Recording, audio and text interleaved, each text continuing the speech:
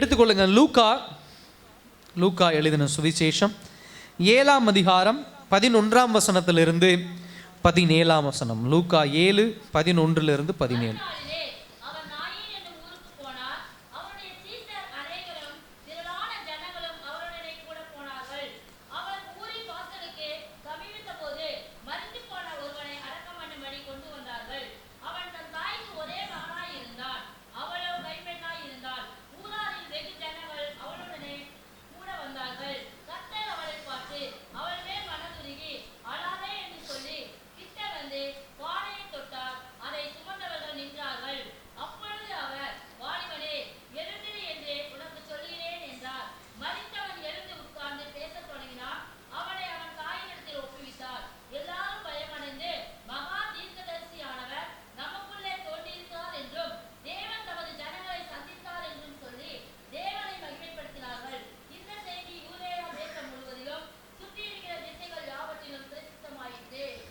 கண்களை மூடி தேவன் நோக்கி பார்க்கலாம். அன்பின் பரலோக பிதாவே, உடைய வசனம் எங்களோடு பேசட்டும். ஆவியானவர் நீங்க இடைப்படுங்க, வழி நடத்துங்க. இயேசுவின் நாமத்தில் ஜெபிக்கிறோம் நல்ல பிதாவே, ஆமென். ஹல்லேலூயா. நமக்கு எல்லாம் தெரிந்த ஒரு சம்பவம் தான் இந்த சம்பவம். மரித்த ஒருவன் உயிரோடு எழும்புவது. இந்த ஊர் ரொம்ப முக்கியம். ஏன் அப்படின்னு சொன்னா, மறுநாளிலே அவர் நாயின் என்னும் ஊருக்கு போனார். நம்முடைய மொழியில் இந்த வார்த்தை கொஞ்சம் ஆக்வர்டாக தெரியல. ஆக்வர்ட்னா கொஞ்சம் ஒரு நாய் அப்படிங்கிற மாதிரி ஒரு வார்த்தை. ஆனால் இதுக்குண்டான எபிரேய பாஷையில் இதுக்குண்டான அர்த்தம் என்ன அப்படின்னு சொன்னால், அழகு சொல்லி என்ன அர்த்தம்? பியூட்டிஃபுல். நாயின் அப்படின்னு சொன்னால் அழகு அப்படின்னு சொல்லி அர்த்தம். ஆனால் ஊரில் மாத்திரம்தான் பியூட்டிஃபுல், அழகு இருக்குது. ஆனால் அந்த ஊர் எல்லையை கர்த்தர் நெருங்கும் பொழுது, இயேசு நெருங்கும் பொழுது ஊரே அலங்கோலப்பட்டு என்ன பண்ணுகிறது? வருகிறது. ஒரே அழுகுரல், ஒரே கதறல், ஒரே கண்ணீர். அங்கே அழகு இருக்குமா என்ன? நம்ம குழந்தைங்க அழுதுகிட்டு இருந்தால் நல்லா இருக்குமா, இல்லை நல்லா சிரித்து விளையாண்டுட்டு இருந்தால் நல்லா இருக்குமா? சிரித்து நல்லா விளையாண்டுட்டு இருந்தால் நல்லா இருக்கும். அதுபோல தான் அழகுன்னு ஊர் பேரில் தான் இருக்கோ தவிர, ஒரு பெரிய துக்ககரமான ஒரு சம்பவம் அந்த ஊரில் இருக்குது. அந்த ஊருக்கு எல்லையை நெருங்கும் பொழுதே அந்த ஊரே அப்படிப்பட்ட ஒரு பிரதிபலிப்புக்குள்ளாக என்ன பண்ணுகிறது? போகிறது. சகோதர சகோதரியே, ஒரு மிகப்பெரிய ஃபியூனரல், அதாவது ஒரு துக்க சம்பவம் என்ன பண்ணி கொண்டு இருக்கிறது? நடந்து கொண்டு இருக்கிறது. அப்படிப்பட்ட ஒரு சம்பவத்தை தான் நம்ம என்ன பண்ண போறோம்? இன்னைக்கு நம்ம தியானிக்க போகிறோம். நல்லா கவனிங்க. யூத கலாச்சாரம் என்பது ஒரு வித்தியாசமான ஒரு கலாச்சாரம். அதாவது எப்படின்னா, ஒரு 2-3 விஷயங்கள் நீங்கள் ரொம்ப கவனமாக கவனிக்கிறோம். என்ன அப்படின்னு சொன்னால், ஒருத்தர் இறந்து போயிட்டாங்கன்னு சொன்னால் டக்குன்னு அவர்களை என்ன பண்ணும்? ஒரு நாளைக்குள்ளேயே அவர்களை அடக்கம் பண்ணணும். இன்னைக்கு நம்ம ஐஸ் பெட்டி வச்சு அமெரிக்காவிலேருந்து வராங்க, ஸ்ரீலங்காவிலேருந்து வராங்க, இங்கிலாந்துலேருந்து வராங்கன்னா 5 நாள் 6 நாள் கூட என்ன பண்ணுறோம்? வைக்கிறோம். அப்படிலாம் அந்த காலத்தில் கிடையாது. மார்னிங் அவங்க இறந்துட்டாங்கன்னா ஈவினிங் சாயந்தரத்துக்குள்ளே அவங்கள அடக்கம் பண்ணிடணும். அப்படி அடக்கம் பண்ண முடியாத ஒரு சூழ்நிலை வருதுன்னா, அது மிகப்பெரிய, நம்ம மொழியில் சொல்லணும் அப்படின்னு சொன்னால் தீட்டு அப்படின்னு சொல்லுவாங்கள்ல, அந்த மாதிரி. அது என்ன சொல்லலாம் அப்படின்னு சொன்னால், ஒரு அன்கிளீன்னஸ் அப்படின்னு சொல்லுவாங்க. தீட்டு அப்படின்னே வச்சுக்கலாம். ஸோ முதல் பாயிண்ட் அது. 2வது விஷயம் என்ன அப்படின்னு சொன்னால், ஒரு வீட்டில் அந்த மாதிரி துக்ககரமான செயல் நடக்கும் பொழுது அந்த துக்ககரமான செயலுக்கு உண்டான சடங்குகள் நடக்குது. ஜூவிஷ், அதாவது யூத ட்ரெடிஷன், அவங்களுடைய கலாச்சாரத்தின்படி என்னெல்லாம் செய்யணுமோ அதெல்லாம் செய்கிறாங்க. அப்படிப்பட்ட சம்பவங்கள் நடந்து கொண்டு இருக்கும்போது யாராவது ஒருவர் அதற்கு இடையில் புகுந்து ஏதாவது ஒன்று செஞ்சாலோ அதுவும் ரொம்ப தவறான ஒரு செயல். அது அவங்க குடும்பத்தை இன்னும் காயப்படுத்துகிற மாதிரி. ஏற்கனவே அவங்களை இழந்து இருக்கிறாங்க, தான் குடும்பத்தில் ஒரு ஆள் மரித்து போயிருக்காங்க, எல்லாம் காயப்பட்டு கண்ணீரோடு இருக்கும் பொழுது யாராவது இப்படிப்பட்ட ஒரு சம்பவம் நடக்கும்போது அவங்கள இன்டரப்ட் பண்ணாங்கன்னா அவங்களுக்கு இன்னும் அது காயமாயிடும். அது எல்லோரும் பேசக்கூடிய ஒரு பொருளாக மாறிடும். இன்னும் அதிகமான ஒரு சரியாக அடக்கம் கூட பண்ண முடியலையே அப்படிங்கிற ஒரு கவலை தேய்ந்த ஒரு காரியங்களை என்ன பண்ணிடுவாங்க? மாற ஆரம்பிச்சிருவாங்க. ஸோ அது ஒரு விஷயம். ஸோ நல்லா கவனித்து கொள்ளுங்க. இறந்த உடனே சீக்கிரமாக அடக்கம் பண்ணணும், அதுக்குண்டான காரியங்கள் எல்லாம் செய்யணும், யாரும் நடுவில் என்ன பண்ணாது? போகக்கூடாது. இப்படிப்பட்ட ஒரு சூழ்நிலை. இந்த சூழ்நிலையை மைண்டில் வச்சுக்கோங்க. ஏன் இதெல்லாம் நான் சொல்கிறேன்னா, பின்னாடி வரும்போது இயேசு கிறிஸ்து அவங்கள நெருங்கும் போது இதெல்லாம் உங்களுக்கு அண்டர்ஸ்டாண்டபிளாக ஆகும். ஸோ இப்படிப்பட்ட ஒரு சூழ்நிலை இருக்குது ஒரு புறம். இன்னொரு புறம், ஒரு தாய் தன்னுடைய மகனை பறிகொடுத்து என்ன பண்ணிடா? வந்து கொண்டு இருக்கலாம், பறிகொடுத்துட்டான், பையன் இறந்து போயிட்டான். ஸோ அந்த தாயினுடைய மனநிலைமை எப்படிப்பட்ட நிலைமையாக இருக்கும் அப்படின்னு சொல்லி யோசிச்சு பாருங்க. அந்த தாயினுடைய கடந்த காலம் தன்னுடைய கணவனை அவர்கள் இழந்து போகிறாங்க. ஸோ கடந்த காலத்தில் ஒரு துக்ககரமான செயல், அதுவே அந்த அம்மாவை போட்டு காயப்படுத்தி அது அது அந்த அம்மா என்ன குற்றுயிரும் கொலையுறும்பாங்களே, அந்த மாதிரி ஒரு ஒரு ஒரு கவலைக்கரமான ஒரு ஒரு கடந்த காலம். இப்படிப்பட்ட ஒரு காலம். இப்போ அந்த அம்மாவுடைய வாழ்க்கையில் ஒரு கசப்பு கலந்த ஒரு நாள், இன்றைய நாள் ப்ரெசன்ட் டைம் எப்படின்னா ஒரு கசப்பு கலந்த நாள். ஏன்னா கடந்த காலத்தில் தன்னுடைய கணவரை இழந்துட்டாங்க. இன்றைக்கு பார்க்கும்போது தன்னுடைய ஒரே ஒரு மகன் அவன் தான் அந்த அம்மாவுக்கு எல்லாம் ஆதரவு, அவனை என்ன பண்ணிட்டாங்க, இழந்துட்டாங்க. அப்போ இன்றைய பொழுது எப்படிப்பட்ட பொழுதாக இருக்கிறது, ப்ரெசன்ட் டைம் எப்படிப்பட்டதாக இருக்கிறது, ஒரு கசப்பு கலந்த ஒரு நாளாக இருக்கிறது. அதுக்கு அடுத்தது எதிர்காலம், ஒரு நம்பிக்கை இல்லாத கேள்விக்குறியான ஒரு எதிர்காலம். அல்லேலூயா. இப்படி ஒரு 3 சிச்சுவேஷனும் 3 சூழ்நிலைகளும் தாங்க முடியாத ஒரு சூழ்நிலையிலே அந்த தாயார் இருக்கிறாங்க. கடந்த காலம் துக்ககரமான காலம், நிகழ்காலம் கசப்பு கலந்த ஒரு காலம், எதிர்காலம் நம்பிக்கை இல்லாத ஒரு காலம். ஸோ இப்படிப்பட்ட ஒரு நிலைமையில தான் அந்த அம்மா என்ன பண்ணி கொண்டு இருக்கிறாங்க, வந்து கொண்டு இருக்கிறாங்க. ஸோ 2வது விஷயம் இது. 3வது நம்ம ரொம்ப உற்று நோக்க வேண்டிய ஒரு காரியம் யார் என்று சொன்னால் இயேசு கிறிஸ்து. இயேசு கிறிஸ்து எங்க இருக்கிறார் அப்படின்னு சொன்னா கப்பர்நகும் அப்படிங்கிற ஒரு ஊர்ல என்ன பண்றாரு, இருக்கிறார். ஸோ கப்பர்நகும்ல இருந்து நம்ம வாசிக்கிறோம், மறுநாளிலே அவர் நாயின் என்னும் ஊருக்கு என்ன பண்ணார், போனார். அவருடைய சீஷர் அநேகரும் திரளான ஜனங்களும் அவருடனே கூட போனார்கள். ஸோ கப்பர்நகும்ல இருந்து இந்த நாயின் அப்படிங்கிற ஒரு ஊர் குறைந்தபட்சம் 25 கிலோமீட்டர். ஸோ 25 கிலோமீட்டர் இன்னைக்கு இருக்கிற மாதிரி எஸ்இடிசி பஸ்ஸோ இல்லை கேபிஎன் டிராவல்ஸ் மாதிரி ஸ்லீப்பர் கோச் இருக்குதா பாஸ்டர், இல்லை 2 வீலர் இருக்கா, சைக்கிள் இருக்கானா, அதெல்லாம் கிடையாது. குதிரையில் போக முடியும், மாட்டு வண்டி ஒரு வேளை இருந்திருக்கலாம், இல்லைன்னா பெரும்பாலும் நடைதான். நம்ம இயேசு கிறிஸ்துடைய வாழ்க்கை வரலாறை ஆராயும் போது நடந்தே தான் எல்லா ஊருக்கு என்ன பண்ணார், போனார். ஸோ கப்பர்நகூம்ல இருந்து மறுநாள் காலையில் அவர் கிளம்பினார்னா நாயின் அப்படிங்கிற ஊருக்கு 25 கிலோமீட்டர். ஸோ குறைந்தபட்சம் அவர் எப்போ வந்து சேர்ந்திருப்பார் அப்படின்னு சொன்னால் ஒரு ஒரு ஒரு மாலை, அதாவது ஒரு 3 மணி 4 மணி அந்த சூழ்நிலையில் 25 கிலோமீட்டர் நடந்திருக்கலாம். ஸோ அங்கங்கே கொஞ்ச நேரம் ரெஸ்ட் எடுக்கணும், சாப்பாடு இருக்குது, அந்த மாதிரியான காரியங்கள்லாம் இருக்குது. நடுவழியில் நிறைய பேர் இயேசுவை சந்திச்சிருப்பாங்க, அற்புதங்கள் நடந்திருக்கலாம். ஸோ இந்த சூழ்நிலையெல்லாம் நடந்திருக்கு. அப்போ சாயந்தர வேலையில் தான் அவர் என்ன பண்ணுறாரு, அங்கே வந்து சேர்றார். முதல் பாயிண்ட். 2வது காரியம் என்ன அப்படின்னு சொன்னால், இயேசு கிறிஸ்துவை நாயின் அப்படிங்கிற ஊரில் யாருக்கும் தெரியாது. இயேசு கிறிஸ்துவுக்கு யாரையும் தெரியாது. நல்லா கவனிங்க. இயேசு கிறிஸ்துவுக்கு அங்கே யாராவது சீஷர்கள் இருக்கிறாங்கன்னா சீஷர்கள் கிடையாது. இயேசு கிறிஸ்துவுக்கு பழக்கமானவங்க அங்கே யாராவது இருக்காங்கன்னா அப்படி யாரும் கிடையாது. இயேசு கிறிஸ்துவுக்கு சொந்தக்காரங்க யாராவது இருக்கிறாங்கன்னா அப்படி யாரும் கிடையாது. காலையில் கிளம்புறாரு, நாயின் ஊருக்கு போகிறேன் அப்படிங்கிறாரு, திடுன்னு கிளம்பி போகிறாங்க, 25 கிலோமீட்டர் நடக்கிறாங்க. ஸோ யாரும் இயேசுவை அழைக்கல, ஆனால் இவராக காலையில் கிளம்பி என்ன பண்ணுறாரு, போகிறார். அப்போ நல்லா கவனிக்க வேண்டிய விஷயம் என்ன அப்படின்னா, இயேசுவோடு கூட இருந்தவர்களுக்கு கூட இயேசு கிறிஸ்து ஒரு 3 மணிக்கு 4 மணிக்கு எப்படிப்பட்ட அற்புதம் செய்ய போகிறாருங்கிற திட்டம் என்ன பண்ணியிருக்காது, சீஷருக்கும் தெரிஞ்சிருக்காது, கூட இருக்கிற ஜனங்களுக்கும் தெரிஞ்சிருக்காது, அந்த அம்மாவுக்கும் தெரிஞ்சிருக்காது, அந்த அம்மாவை சுற்றி உள்ள ஜனங்களுக்கும் என்ன பண்ணியிருக்காது, தெரிஞ்சிருக்காது. இயேசு கூட பயணம் பண்ணுகிற வாழ்க்கை இப்படிப்பட்ட ஒரு வாழ்க்கை தான். ஹல்லேலூயா. எந்த நேரத்தில் என்ன நடக்கும், எப்படிப்பட்ட அற்புதம் நடக்கும், எப்படிப்பட்ட அதிசயம் நடக்கும் அப்படிங்கிறது தெரியாது. நம்மளுடைய வேலை என்னன்னா திடுன்னு அவர் பின்னாடி போய்கிட்டே இருக்கிறது தான் வேலை. நின்றுட்டோம்னா போச்சு. ஸோ இயேசு கிறிஸ்து யாரும் கூப்பிடலை, அவர் ஒரு காரணத்தோடு என்ன பண்ணுறாரு, போகிறார். அப்போ நல்லா கவனிங்க. இப்போ இயேசு கிறிஸ்து ஏன் நாயின் ஊருக்கு போனார் அப்படின்னு சொன்னால், அந்த விதவையினுடைய கண்ணீரும் அந்த விதவையினுடைய அழுகுறலும் அவருடைய நாமம் மகிமைப்பட வேண்டும் என்றும் அவருடைய பேர் உலகம், அதாவது அந்த ஊரை சுற்றிலும் இஸ்ரவேல் தேசம் முழுவதும் யூதேயா தேசம் முழுவதும் பரவணும் அப்படிங்கிறது தான் தேவ திட்டம். அதனால தான் அவர் காலையில் கிளம்பி என்ன பண்ணார், போனார். அல்லேலூயா.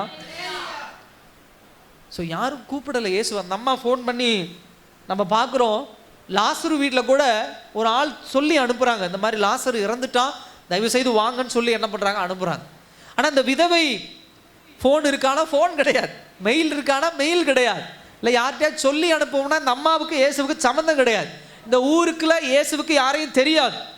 அப்போ சாயந்தரம் நடக்க போகிற அந்த டெத் ஃபியூனரலுக்கு, அந்த அடக்க இதுக்கு முன்னாடி இயேசு கிறிஸ்து அங்கே போகணும் அப்படின்னு சொல்லி தேவ திட்டம் அங்கே என்ன பண்ணுகிறது, செயல்படுகிறது. ஸோ இந்த இன்சிடென்ட்லாம் ஒரு பக்கம். ஸோ ஒவ்வொன்றா சொல்லிட்டு வரேன், அதுக்கப்புறம் நம்ம ஒவ்வொன்றா தியானிக்கும் போது இதெல்லாம் உங்களுக்கு அண்டர்ஸ்டாண்டபிள் ஆகும். அடுத்த ஒரு விஷயம் இந்த இன்சிடென்ட்டில் நீங்கள் ரொம்ப கவனிக்கணும். ஒரு நல்லா யோசிங்க. 11ஆம் வசனத்திலிருந்து 17ஆம் வசனம் வரைக்கும் கொஞ்சம் பைபிளை திருப்புங்களேன். அதுல ரொம்ப ஆழமா நீங்க பார்க்குற காரியம் என்ன சொல்லுங்க பார்க்கலாம்.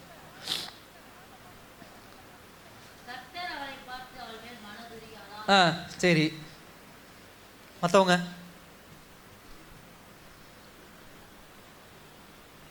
ரொம்ப ரொம்ப ஆழமாக ஒரு காரியத்தை நீங்கள் என்ன பண்ணலாம் அதில் பார்க்கலாம். இன்னும் சொல்ல போனால் 13ஆவது வசனம், 14ஆவது வசனம், இந்த வசனங்கள்ல அதை நம்ம தொடர்ந்து என்ன பண்ணலாம் பார்க்கலாம். என்ன அப்படின்னு சொன்னால், இயேசுவின் வார்த்தை. அல்லேலூயா. இயேசு கிறிஸ்து வித்தியாசமான அற்புதங்களை செஞ்சிருக்கிறார். உதாரணத்திற்கு கானா ஒரு கல்யாணத்தில் என்ன நடந்திருக்குது? திராட்சரசம் குறைவுபட்டு இருக்கிறது. அங்கே திராட்சரசத்தை என்ன பண்ணுறாரு? கொண்டு வரார். அப்படி திராட்சரசத்தை கொண்டு வரும்போது அங்கே என்ன நடக்குது அப்படின்னு சொன்னால், அந்த அந்த அந்த கற்சாடியில் தண்ணி ஊற்றுறாங்க, கை நீட்டுறாரு, திராட்சரசமாக மாறிது. ஆனால் இந்த இன்சிடென்ட் பாருங்க, எப்படிப்பட்ட ஒரு சம்பவம் நடந்திருக்கு அப்படின்னு சொன்னால், தேவனுடைய வார்த்தை அங்கு செயல்படுவதை பார்க்க முடியுது. அல்லேலூயா. 3 விஷயம் செயல்படுது. ஒன்று அப்படின்னு சொன்னா, துக்கமாக இருந்த, நல்லா கவனிங்க, துக்கமாக இருந்த அந்த தாயாரை திருப்திப்படுத்துகிற வார்த்தை யாரிடத்திலிருந்து வந்தது? தேவனிடத்திலிருந்து வந்தது. 2வது, செத்து போய் கிடந்த அந்த மகனை உயிரோடு கொண்டு வருகிற வார்த்தை யாரிடத்திலிருந்து வந்தது? தேவனிடத்திலிருந்து வந்தது. 3வது, இந்த சம்பவத்தினுடைய வார்த்தை தொடர்ந்து அந்த ஊர் முழுவதும் என்ன பண்ணுச்சு? பரவிற்று. ஹல்லேலூயா. கர்த்தர் இப்படி ஒரு காரியத்தை செய்தார் என்கிற அந்த வார்த்தை, செய்தார்ங்கிற வார்த்தை அந்த தேசம் முழுவதும் என்ன பண்ணுது? பரவிற்று. ஸோ இந்த இன்சிடென்ட்ல நீங்க ரொம்ப கவனிக்க வேண்டிய ஒரு காரியம், ஒரு சம்பவம் என்ன அப்படின்னு சொன்னா, தேவனுடைய வார்த்தை, இயேசுவினுடைய வார்த்தை அது எப்படியெல்லாம் செயல்படணுமோ அப்படியெல்லாம் செயல்படுவதை பார்க்க முடியுது. ஒரு ஆங்கிள் மாத்திரம் நீங்க பார்க்க முடியாது. இயேசு வந்தா, வாலிபனை எழுந்திருன்னு சொன்னார், அவன் எழுந்தான், அதோட இன்சிடென்ட் முடியல. இல்ல இயேசு வந்தார், மகளே அழாத அப்படின்னு சொல்லிட்டு அந்த பையனை கொண்டு போய் அடக்கம் பண்ணாங்க, அதோட முடியல. இல்ல கர்த்தர் செய்த அற்புதம் டிவியில போட்டாங்க, ரேடியோவில் போட்டாங்க, அப்படி இல்லை. அந்த வார்த்தை ஒருவரை விட்டு ஒருவர் மாறி யூதேயா தேசம் முழுவதும் சுற்றி இருக்கிற திசைகள் யாவற்றிலும் என்ன பண்ணுது? பிரசித்தமாயிற்று. வார்த்தை கடந்து போய்கிட்டே இருக்கு. ஏசு அற்புதம் செஞ்சார், ஏசு அற்புதம் செஞ்சார், ஏசு அற்புதம் செஞ்சார், ஏசு அற்புதம் செய்தார் அப்படின்னு சொல்லி. அப்ப நம்ம ரொம்ப கவனிக்க வேண்டிய ஒரு விஷயம் என்ன அப்படின்னா, தேவ வார்த்தையினுடைய வல்லமை. அந்த வார்த்தை தான் ரொம்ப முக்கியம். ஸோ அழுத்தம் திருத்தமாக ஒரு 2 பாயிண்ட் மாத்திரம் தான் நம்ம தியானிக்க போகிறோம். முதலாவது பாயிண்ட் என்ன அப்படின்னா, தேவனுடைய வார்த்தை என்பது துன்பம் மிக்க இவ்வுலகில் நம்பிக்கை தருகிறது. ஹல்லேலூயா. ஃபர்ஸ்ட் பாயிண்ட் அதுதான். துன்பம் மிக்க இவ்வுலகில் நம்பிக்கை தர ஒரே ஒன்று இருக்கு அப்படின்னு சொன்னா, அது தேவனுடைய வார்த்தை மாத்திரம் தான். நல்லா கவனிங்க. ஒரு 2 கூட்டத்தை இந்த சம்பவத்தில் நாம பார்க்க முடியுது. முதலாவது ஒரு கூட்டம் 11ஆம் வசனத்துல பார்க்கிறோம். அவருடைய சீஷர் அநேகரும் திரளான ஜனங்களும் அவருடனே கூட போனார்கள். இது ஒரு கூட்டம். இது ஒரு டைரக்ஷன்ல இருந்து ஒரு சைட்ல இருந்து வராங்க. இன்னொரு கூட்டம் வருது. அந்த கூட்டம் எந்த டைரக்ஷன்ல இருந்து வருது அப்படின்னு சொன்னா, ஊருக்குள்ள இருந்து வெளியே வராங்க. அந்த கூட்டம் யார் என்று சொன்னால், விதவையினுடைய செத்து போன மகன், அந்த டெட் பாடி கொண்டு வருகிற அந்த ஸ்ட்ரக்சர், அதுக்கப்புறம் அவங்களோட கூட சுத்தி இருக்கக்கூடிய ஜனங்கள். ஒரு ஒரு ஒரு இந்த செத்து போன வீட்டில் எப்படி ஒரு அலங்கோலம் இடுகிற, ஓலம் இடுகிற, அழுது கொண்டிருக்கிற, கூக்குரல் இடுகிற ஒரு கூட்டம். ஸோ இப்படிப்பட்ட 2 கூட்டம் என்ன பண்ணுகிறது வரதை நம்ம பார்க்க முடியுது. இந்த 2 கூட்டத்துக்கு உண்டான டிஃபரன்ஸை பார்த்துக்குங்க நல்லா, அப்பதான் உங்களுக்கு புரியும். இயேசு கிறிஸ்து முன்னாடி போறாரு, அவருக்கு பின்னாடி ஒரு பெரும் கூட்டம் போகுது. அந்த கூட்டம் எப்படி போகுது? சந்தோஷமா என்ன பண்ணுது? போகுது. நம்பிக்கையோடு என்ன பண்ணுது? போகுது. என்ன நம்பிக்கை? நமக்கு முன்னாடி போகிற இயேசு கடவுள், அவர் சொன்னா எது வேணா நடக்கும், எப்ப வேணா நமக்கு அற்புதம் நடக்கும், இவர் மூலமாக நமக்கு ஏதாவது ஒரு சம்பவம், ஏதாவது ஒரு அற்புதம் அதிசயம் நடக்கும் சொல்லி ஒரு கூட்டம் இயேசுவுக்கு பின்னாடி என்ன பண்ணி கொண்டிருக்கிறது, போய் கொண்டிருக்கிறது. இன்னொரு கூட்டம் டெட் பாடிக்கு பின்னாடி போயிட்டு இருக்குது. எப்படி போயிட்டு இருக்குது? மரணம் ஒருவனை நெருங்கி இருக்கிறது. அந்த மரணம் அந்த குடும்பத்திற்கும் சரி, அந்த ஊருக்கும் சரி, அந்த மகனை சுற்றி இருக்கிற எல்லோருக்கும் துக்கத்தையும் கவலையும் என்ன பண்ணி கொண்டிருக்கிறது, கொடுத்து கொண்டிருக்கிறது. இப்ப நீங்க எப்படி புரிஞ்சுக்கணும் அப்படின்னு சொன்னா, ஒரு பக்கம் ஜீவன், இன்னொரு பக்கம் ஸ்பிரிச்சுவலா அண்டர்ஸ்டாண்ட் பண்ணுங்க. இயேசு கிறிஸ்து ஜீவனை கொடுக்க இந்த உலகத்திலே வந்தார். இன்னொரு பக்கம் மரணம் என்ன பண்ணி கொண்டு இருக்கிறது, வந்து கொண்டு இருக்கிறது. சோ இப்ப ரெண்டு கூட்டம் அப்படின்னு நம்ம எப்படி புரிஞ்சுக்கலாம் அப்படின்னு சொன்னா, ஜீவனும் மரணமும் சந்திக்கிற ஒரு வேளை. ஜீவனை தருகிற இயேசு கிறிஸ்துவின் பின்னாடி போகும்போது நமக்கு என்ன உண்டுங்க? நம்பிக்கையும் எதிர்காலமும் சமாதானமும் சந்தோஷமும் உண்டு. அந்த வீட்டுல மரணத்தை எது கொண்டு வந்திருக்குது? மரணம் எதனாலே வந்தது? சொல்லுங்க, கரெக்ட். பாவத்தின் சம்பளம் மரணம். அப்ப மரணம் எதனாலே வந்தது? பாவத்தினால் வந்தது. பாவம் எதனாலே வந்தது? இச்சையினாலே வந்தது. ரைட். இச்சை எதனாலே வந்தது? என்னங்க? ஆசை. ஆசை எதனாலே வந்தது? பாயிண்ட் அங்க இருக்கு. சோ பிசாசு தான் இச்சையை கொண்டு வரான், பிசாசு தான் பாவத்தை கொண்டு வருகிறான், பாவம் மரணத்தை கொண்டு வருகிறது. அப்ப நல்லா கவனிங்க, இயேசு கிறிஸ்து ஜீவனை கொடுக்க வருகிறார். அவருக்கு பின்னாடி இருக்கிற கூட்டம் நம்பிக்கையோடும் சந்தோஷத்தோடும் சமாதானத்தோடும் வந்து கொண்டிருக்கிறது. பிசாசானவனை நம்பி ஜீவனை இழந்து ஒரு கூட்டம் வந்து கொண்டிருக்கிறது. அது துக்கத்தோடு ஓலமிட்டு கதறிக்கொண்டு என்ன பண்ணி கொண்டிருக்கிறது, வந்து கொண்டிருக்கிறது. ஹல்லேலூயா. இதுதான் உலகம். இதுதான் தேவனுடைய பிள்ளைகளுக்கும் உலகபூர்வமான ஜனங்களுக்கும் உண்டான ஒரு ஆப்போசிட் டைரக்ஷன்ல பயணிக்கக்கூடிய ஒரு கூட்டம். இப்படிதான் நம்ம என்ன பண்ணி கொண்டிருக்கிறோம், வாழ்ந்து கொண்டிருக்கிறோம். எங்கெல்லாம் இயேசு கிறிஸ்து இல்லையோ அங்கெல்லாம் பாவம் உண்டு. எங்கெல்லாம் இயேசு கிறிஸ்து இல்லையோ அங்கெல்லாம் பிசாசானவனின் கரம் உண்டு. எங்கெல்லாம் இயேசு கிறிஸ்து இல்லையோ அங்கெல்லாம் மரணம் உண்டு. எங்கெல்லாம் இயேசு கிறிஸ்து இல்லையோ அங்கெல்லாம் துக்கமும் அழுகையும் பற்கடிப்பும் உண்டு. அதே சமயத்தில் எங்கு இயேசு இருக்கிறாரோ அங்கு சந்தோஷம் உண்டு. எங்கு இயேசு இருக்கிறாரோ அங்கு நம்பிக்கை உண்டு. எங்கு இயேசு இருக்கிறாரோ அங்கு அற்புதம் உண்டு. எங்கு இயேசு இருக்கிறாரோ அங்கு மனமகிழ்ச்சியும் சந்தோஷமும் உண்டு, சமாதானமும் உண்டு. ஹல்லேலூயா. இதான் டூ டைரக்ஷன். இதை நம்ம தெளிவா என்ன பண்ணணும், புரிந்து கொள்ளணும். சோ முதலாவது காரியம் என்ன அப்படின்னு சொன்னா, அந்த துன்பம் மிக்க உலகையில் நம்பிக்கை அப்படின்னு சொன்னா தேவனுடைய வார்த்தை. அந்த தேவனுடைய வார்த்தையை பெற்றுக்கொள்ள வேண்டும் என்று சொன்னால் நமக்கு முன்பாக யார் செல்லணும்? இயேசு செல்லணும். நமக்கு முன்பாக இயேசு செல்லணும் அப்படின்னா நம்ம யாருக்கு பின்பாக செல்லணும்? அல்லேலூயா. புரியுதா நான் சொல்றது? உங்களுக்கு முன்பாக இயேசு செல்லணும் அப்படின்னு நீங்க ஆசைப்பட்டா என்ன அர்த்தம்? நான் அவருக்கு பின்னாடி போகணும். எனக்கு முன்பாக இயேசு செல்லணும் அப்படின்னு சொல்லிட்டு வாங்க ஆண்டவரை முன்னாடி போங்க, அப்படி கிடையாது. அவர் போய்கொண்டு தான் இருக்கிறார். அவருடைய வார்த்தை போய்கொண்டு தான் இருக்கிறது. அவருடைய வசனம் போய்கொண்டு தான் இருக்கு. அவர் வேகமா போயிட்டு இருக்கிறார். பின்னாடி நம்ம தான் போகணும். ஸோ ரெண்டு கூட்டம் இருக்கு. ஒரு கூட்டம் உலக பிரகாரமான ஒரு கூட்டம், ஒரு கூட்டம் தேவன் நடந்து கொண்டு சென்று கொண்டு இருக்கிற ஒரு பாதை. நடுவில் நிற்கிறோம் அப்படின்னா நம்ம ஆண்டவருக்கு பின்னாடி சென்றாதான் நம்பிக்கையின் ஒரு வாழ்க்கையை நம்ம வாழ முடியும். உலக பிரகாரமான ஒரு கூட்டத்துக்கு பின்னாடி போனீங்கன்னா அழுகுரல் விடுகிற, ஓலம் இடுகிற, இழப்புகளை சந்திக்கக்கூடிய ஒரு கூட்டத்தில் ஜாயின் பண்ணி நம்மளும் அழுதுகிட்டு தான் உட்கார்ந்துருக்கணும். ஹல்லேலூயா. ஸோ இது ஒரு ஹோப்லெஸ் சிச்சுவேஷன், நம்பிக்கை இல்லாத ஒரு காரம். ஸோ ஒரு 2-3 பாயிண்ட் நம்ம இதில் பார்க்கலாம். எப்படி இந்த துன்பமிக்க உலகத்திலே நம்பிக்கை தருகிறவராக இயேசு இருக்கிறான்னு சொல்லி பாருங்க. 7ஆம் அதிகாரம் 13ஆம் வசனம் பாருங்க. கர்த்தர் அவளை பார்த்து அவள் மேல் மனதுருகி. சோ தேவனுடைய வார்த்தை ஒருவரை தேடி வருதுன்னா அதுக்கு முன்னாடி 2 காரியம் நடக்கணும். ஒன்று, அவங்கள பார்க்கணும். 2வது, அவர்கள் மேல் என்ன உருகணும்? மனதுருகணும். God sees அப்படின்னு பார்க்கிறோம். தேவன் பார்க்கிறவர்.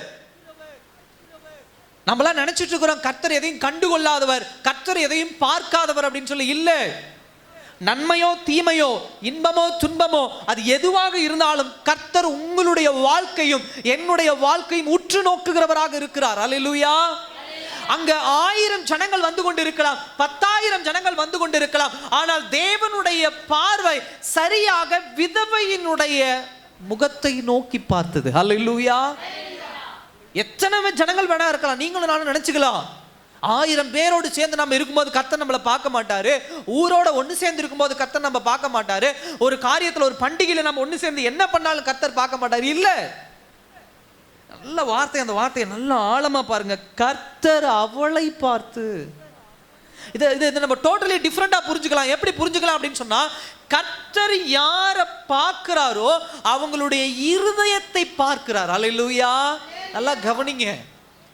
இந்த இடத்துல நீங்க புரிந்து கொள்ளுகிற வார்த்தை என்ன? அவளை பார்த்து அப்படின்னு சொன்னா அவளுடைய முகத்தை பார்த்து அல்ல, அவளுடைய இருதயத்தை பார்க்கிறார். அல்லேலூயா. ஏன்னா நம்ம முதல் வசனத்துல 11ஆம் வசனத்துல பார்க்கிறோம், அவருடைய சீஷர் அநேகரும் திரளான ஜனங்களும் அவரோடு கூட என்ன பண்ணார்கள்? இப்ப சீஷர்கள் அவரோடு போனாங்க. அதுக்கு ஒரு காரணத்தை வச்சுக்கலாம், ஏன்னா அவர்கள் சீஷர்கள், டிசைபிள்ஸ்னு வச்சுக்கலாம்.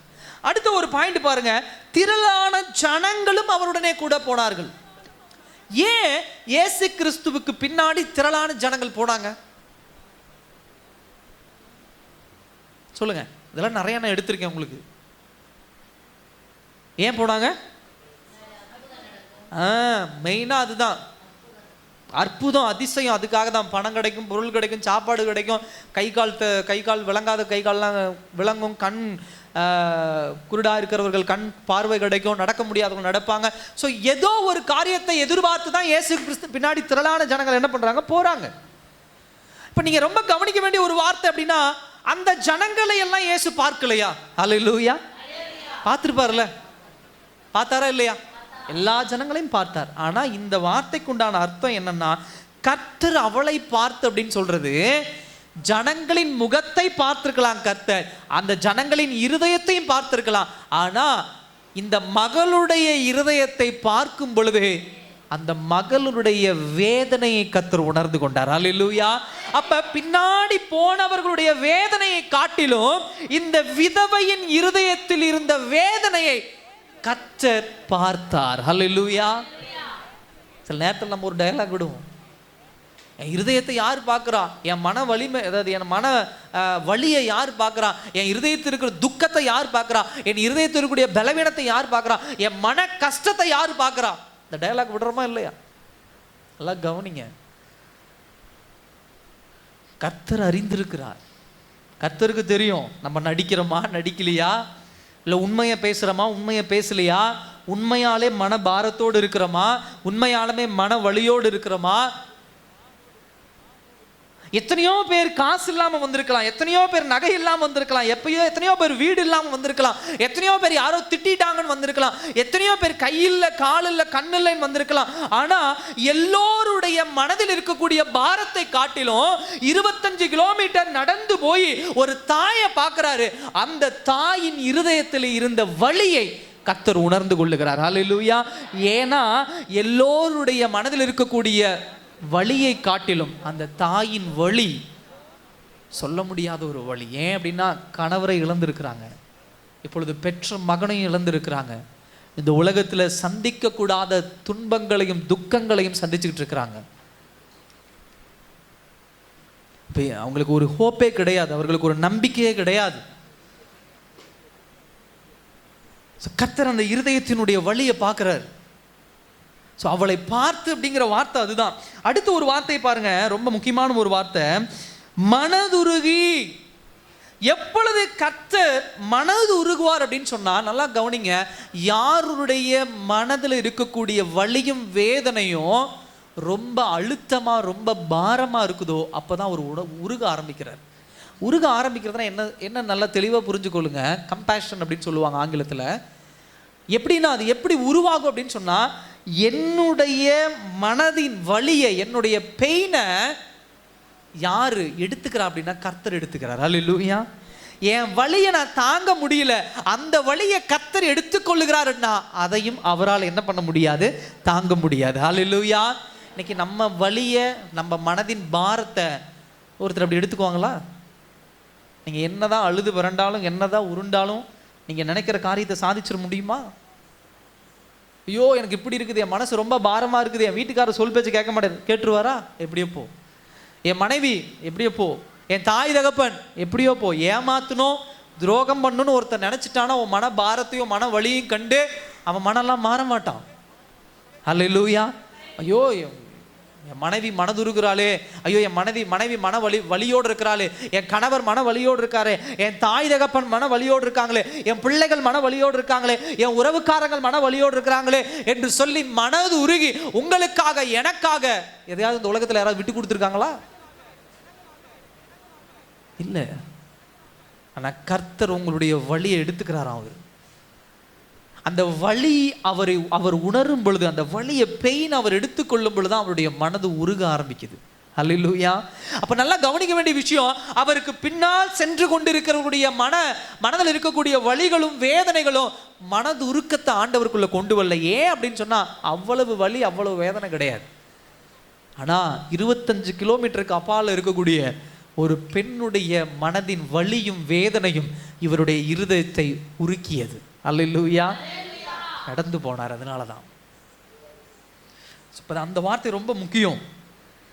ஸோ அவருடைய கம்பேஷன், அவருடைய மனது உருக்கம் தான் நம்முடைய வாழ்க்கையிலே எதிர்காலத்தை தீர்மானிக்க கூடியதாக இருக்கிறது.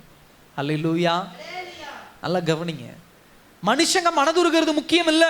நீங்க என்னைக்காவது யாராவது என்னை புரிந்து கொள்ளணும், யாராவது என் மன வலியை புரிந்து கொள்ளணும், என் மன பாரத்தை புரிந்து கொள்ளணும் அப்படின்னு சொல்லி உலக மனுஷங்கிட்ட உங்க வலியும் வேதனையும் வெளிப்படுத்த முயற்சி பண்ணீங்கன்னா அது கேலியும் கிண்டலும் அவமானத்தையும் தான் என்ன பண்ணும், கொண்டு வரும். ஒருபோதும் அது இன்னொருவருடைய மனதை உடைக்காது. நீங்க அழுதுட்டா ஒருத்த மனதை இலகிடுவானா? உங்க மன வலியை சொல்லிட்டா ஒருத்த மனதை இலகிடுவானா? உங்களை இன்னும் கேலி பண்ணுவான், இன்னும் அதை வச்சு கிண்டல் பண்ணுவான், இன்னும் உன்னை காயப்படுத்தி பார்ப்பான், இன்னும் உன்னை அள வச்சு பார்ப்பான். அதுல சந்தோஷம் கொள்கிறவனாதான் உலக மனுஷன் இருப்பான். ஆனா கர்த்தர் அப்படி அல்ல. உங்களுடைய மன வலிகள், உங்களுடைய மன பாரங்கள் அதை கர்த்தரிடத்துல நீங்க கொடுக்க கொடுக்க அதை உணர்கிறவராக இருக்கிறார். அதை அவர் உணர அவர் என்ன நடக்குது அப்படின்னு சொன்னா ஒரு கம்பேஷன் வர வர உங்க எதிர்காலத்திற்குண்டான சந்தோஷத்திற்குண்டான வழி பிறக்கிறது. அல்லேலூயா. எதிர்கால சந்தோஷத்திற்குண்டான வழி பிறக்கிறது. அதான் துன்பமிக்க உலகில் நம்பிக்கையின் செய்தி. அதுதான். தயவு செய்து இந்த உலகத்தை இவங்க என்ன புரிஞ்சுக்க மாட்டேங்கிறாங்க, அவங்க என்ன அறிஞ்சுக்க மாட்டேங்கிறாங்க, தயவு செய்து அதை பேசாதீங்க. யாரும் உங்களை புரிஞ்சு கொள்ள முடியாது. ஏன்னா உங்க ஆழத்தை, உங்க வலியை இந்த உலகத்துல எந்த மனிதனாலும் உணர்ந்து கொள்ள முடியாது. அந்த அம்மாவோட கூட போனவங்க அந்த அம்மாவுடைய வழியில பங்கெடுத்து கொள்ள முடியுமோ தவிர, நல்லா கவனிங்க, அந்த அம்மாவுடைய வழியில பங்கெடுத்து கொள்ள முடியுமோ தவிர அந்த அம்மாவின் வலி வேதனையை உணர முடியுமானா உணர முடியாது. நீ அழுதுட்டு இருக்கிற, கண்ணீர் சிந்தி கொண்டு இருக்கிற அப்படின்னு சொன்னா உன்னுடைய கண்ணீரின் ஆழத்தை இந்த உலகத்துல யாராவது புரிந்து கொள்ள முடியுமானா புரிந்து கொள்ள முடியாது. உன் மன வலியை யாராவது புரிந்து கொள்ள முடியுமானா புரிந்து கொள்ள முடியாது. நீ எப்பேற்பட்ட வேதனையில் இருக்கிற ஒருவர் புரிந்து கொள்ள முடியுமானா புரிந்து கொள்ள முடியாது. எந்த மனுஷனும் புரிந்து கொள்ள முடியாது.